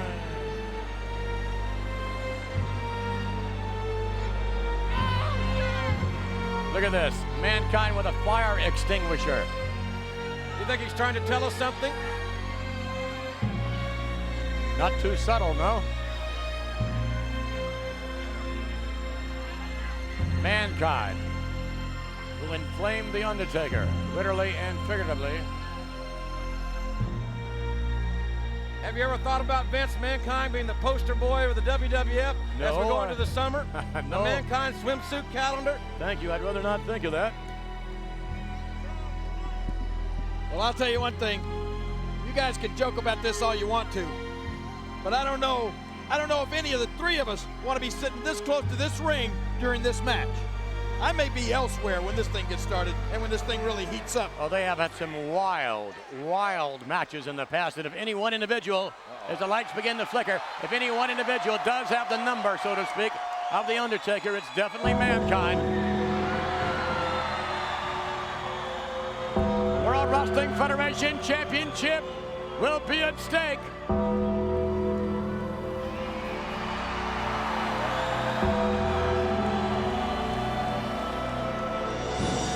His opponent from Death Valley, weighing 328 pounds, the World Wrestling Federation Champion, The Undertaker.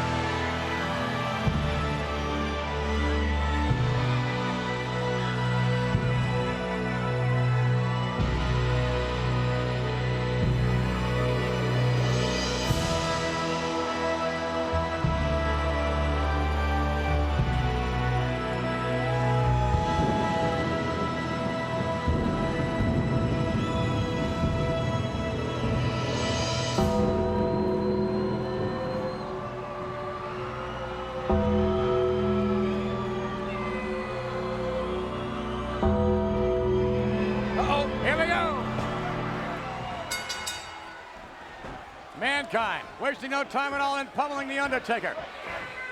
This is the first opportunity we've had to see The Undertaker since that unfortunate burn. And from our vantage point, look at The Undertaker go!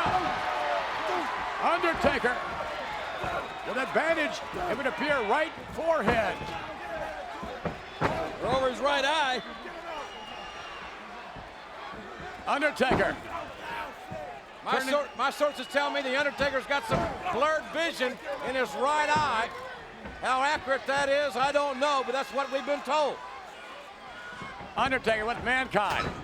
And again, you can bet both individuals will pull out all the stops here. Mankind, imagine him as WWF champion. Ooh.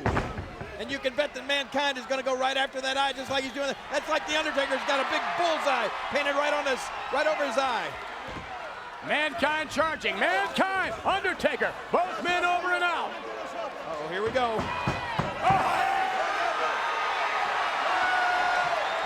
Mankind. Oh, no. Oh, my gosh. Oh, Marty, it sounded like a car wreck. Mankind's head just snapped off the railing. And, oh, no, again. Boy, there isn't anything pretty about this. No. The Undertaker's face or the condition of Mankind. Undertaker. I told you, McMahon, this is not the place to be. There is no place to be anywhere in this arena when you... Oh, no. Oh. Even the front row's not the place to be. Undertaker, Mankind going out in the crowd. The concrete floor is very unforgiving, and the referee's right out there. Is the referee going to count them both out, or is he going to let it go?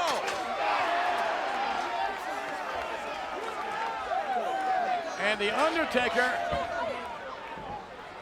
moving back in on Paul Bearer now, rolling back into the ring. All right, let's oh, God. Unbelievable, what an impact. That was Mankind's skull meeting the steel.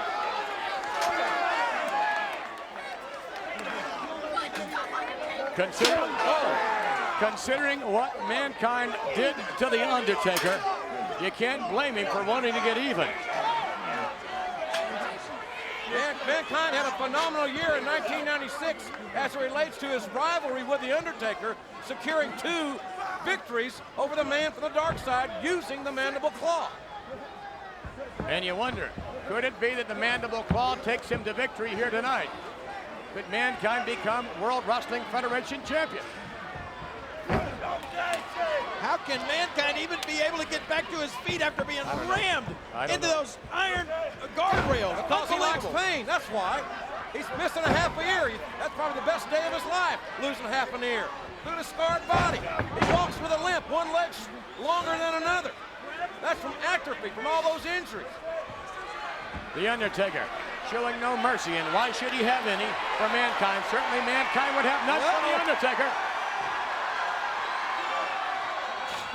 Great agility for a 6'10 and a half, 328-pound athlete, and Mankind felt all that force.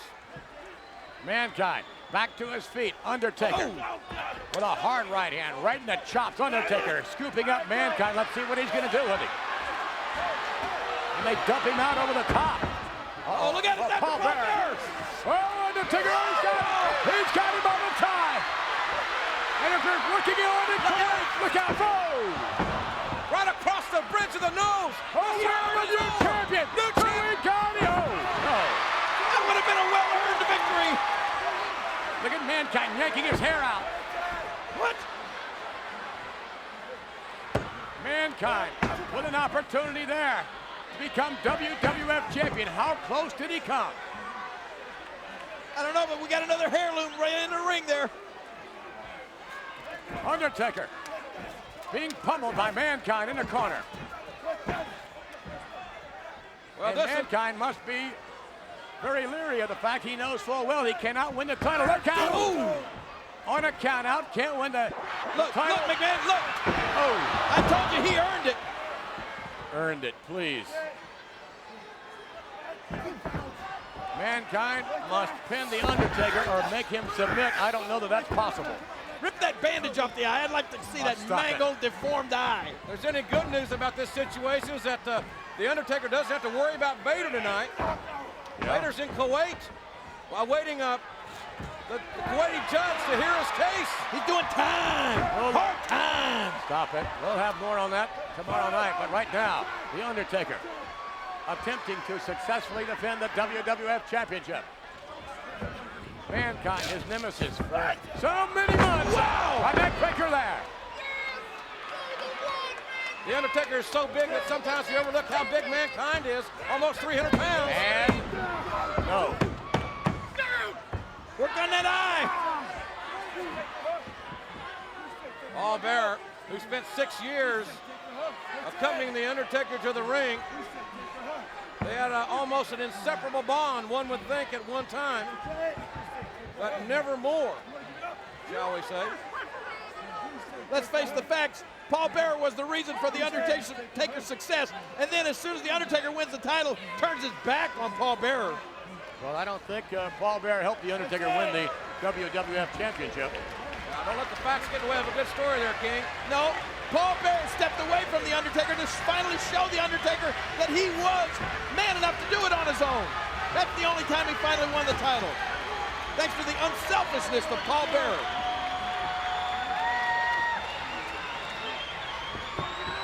Undertaker trying to get back to his feet. He's got that mandible claw pressing right down against the jugular vein of the Undertaker. Put the pressure on it.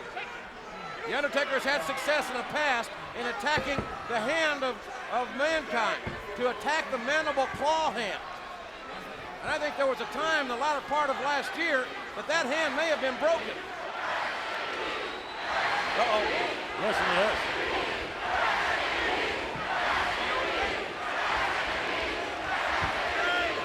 The sold-out crowd of idiots here are chanting "Rest in peace." That's not going to have an effect on Undertaker. It is having an effect. Eddie Monroe. Oh! Back on his feet, Undertaker. Oh, Oh my God. Good Lord. Mankind. Over on our side, like a ton of bricks. And the Undertaker slowly making his way back over. Outside the ring again. And I think he may have taken some of that. Oh my God! The Undertaker just overpowered Mankind and drilled Mankind's face into the steps, but that mask prevented serious injury. Yeah, but he ripped off some of the bandage. Look out! What's he got? Oh! Whoa! He just took that water pitcher and absolutely unloaded on the Undertaker. Another look at it. And I don't understand why that is not an automatic disqualification. Oh, that's the truth. That's beside me. I don't know.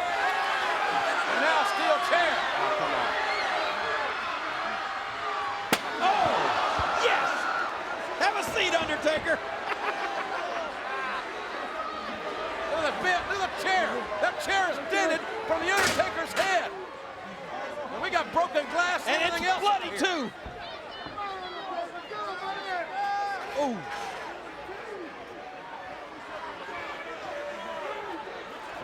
Undertaker may have a concussion here, to say the least. And again, it's like, why is this referee allowing this match to continue like this? Why is there a disqualification? Oh, Big Man, did you expect anything less than this out of these two guys? We all knew this one was going to be. Watch Mankind. He's going to measure the Undertaker. Oh, no, he won't do that. This will be the coup de grace. He won't do that. No, not from there. Oh my God. Oh my God. I think the fans are starting to see a winner or a loser here by pinfall or submission. That's my take on it. Oh, look, he's ripping that eye. Mankind trying to rip the bandage off of the forehead of the Undertaker. Come on, let us see that face. I bet it's extra crispy. Boy, this is physical. It's an eye for an eye, I tell you that.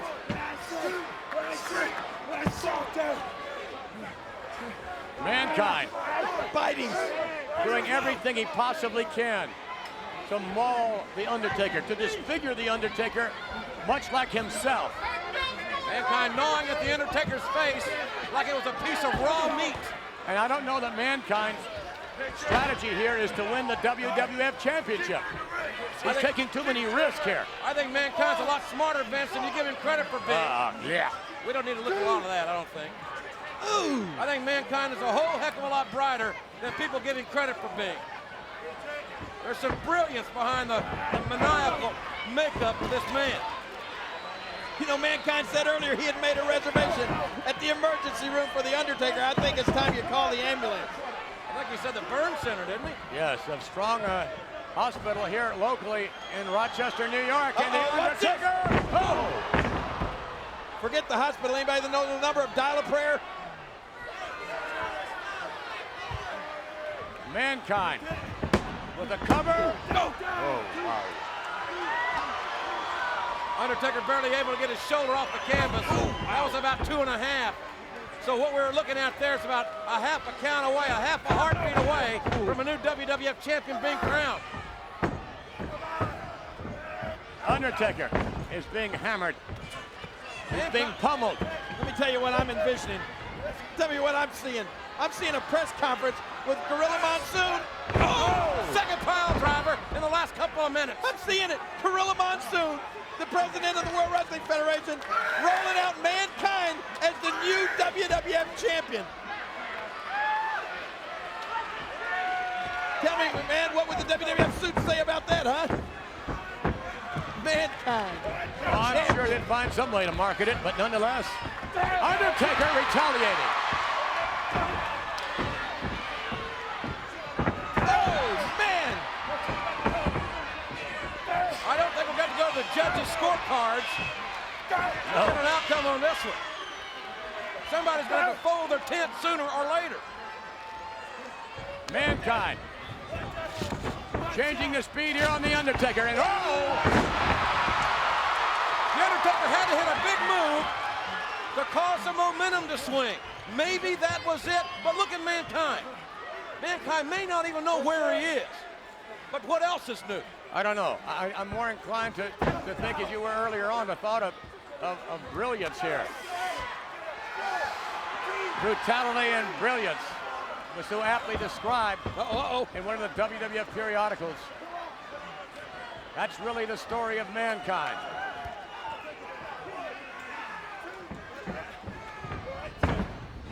And the Undertaker putting on the brakes there. And the Undertaker moving. Well, now this is really good. We got two guys who want to beat each other. Oh, the mandible claw. Two guys want to beat each other to death, and there's no referee. And the mandible claw into the gullet of the Undertaker. The WWF champion is fading. He may be fading into obscurity. Yes. But there's no referee in there to realize that the Undertaker is out. Here comes another referee. Another referee. Oh, no!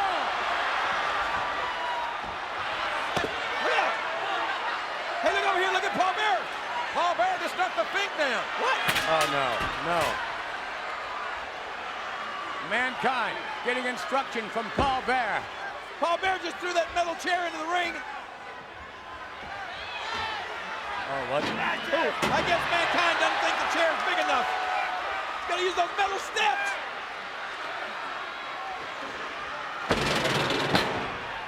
Time to step up to the plate, McMahon. This is going to be great. This is worse than the JoJo Miller incident. A what? Ooh. Oh. Oh, my. Uh-oh. Undertaker with a drop kick. He drop kicked the steel steps right in Mankind's face. But again, that mask of Mankind may have deflected the damage. Undertaker back on his feet. All the war is on now. Undertaker. Oh, no. Oh, my gosh. Oh, my gosh. Gone.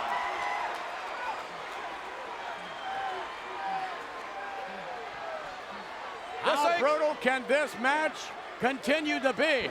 Listen and watch. Oh. And then.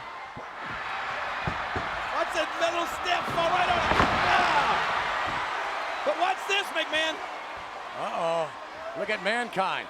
Oh, wait, Undertaker has his mask. Undertaker has Mankind's mask.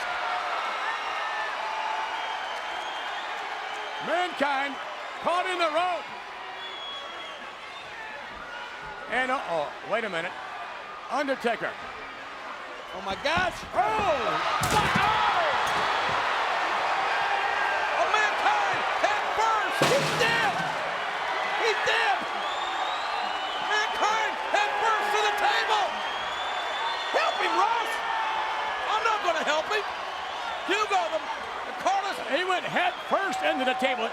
He went right in. He may have broken his neck.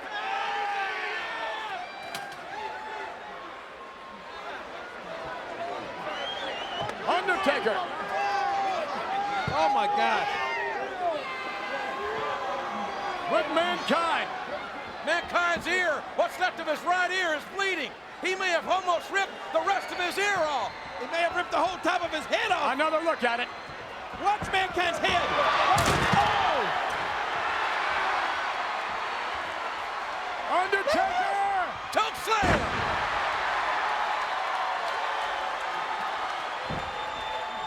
Say good night, Mankind! Back up and... No. I can't believe it! I can't believe it! He can't do it. Unbelievable. I don't think The Undertaker can believe it. Uh-oh. He's not finished with him yet. The Undertaker, hoping to polish off Mankind, scoops him up. Uh-oh. And ready for the tombstone. The Undertaker just drilled Mankind. Tombstone. Tombstone. Yeah. The winner of this bout, and still World Wrestling Federation champion, The Undertaker. The Undertaker has successfully defended the World Wrestling Federation Championship here tonight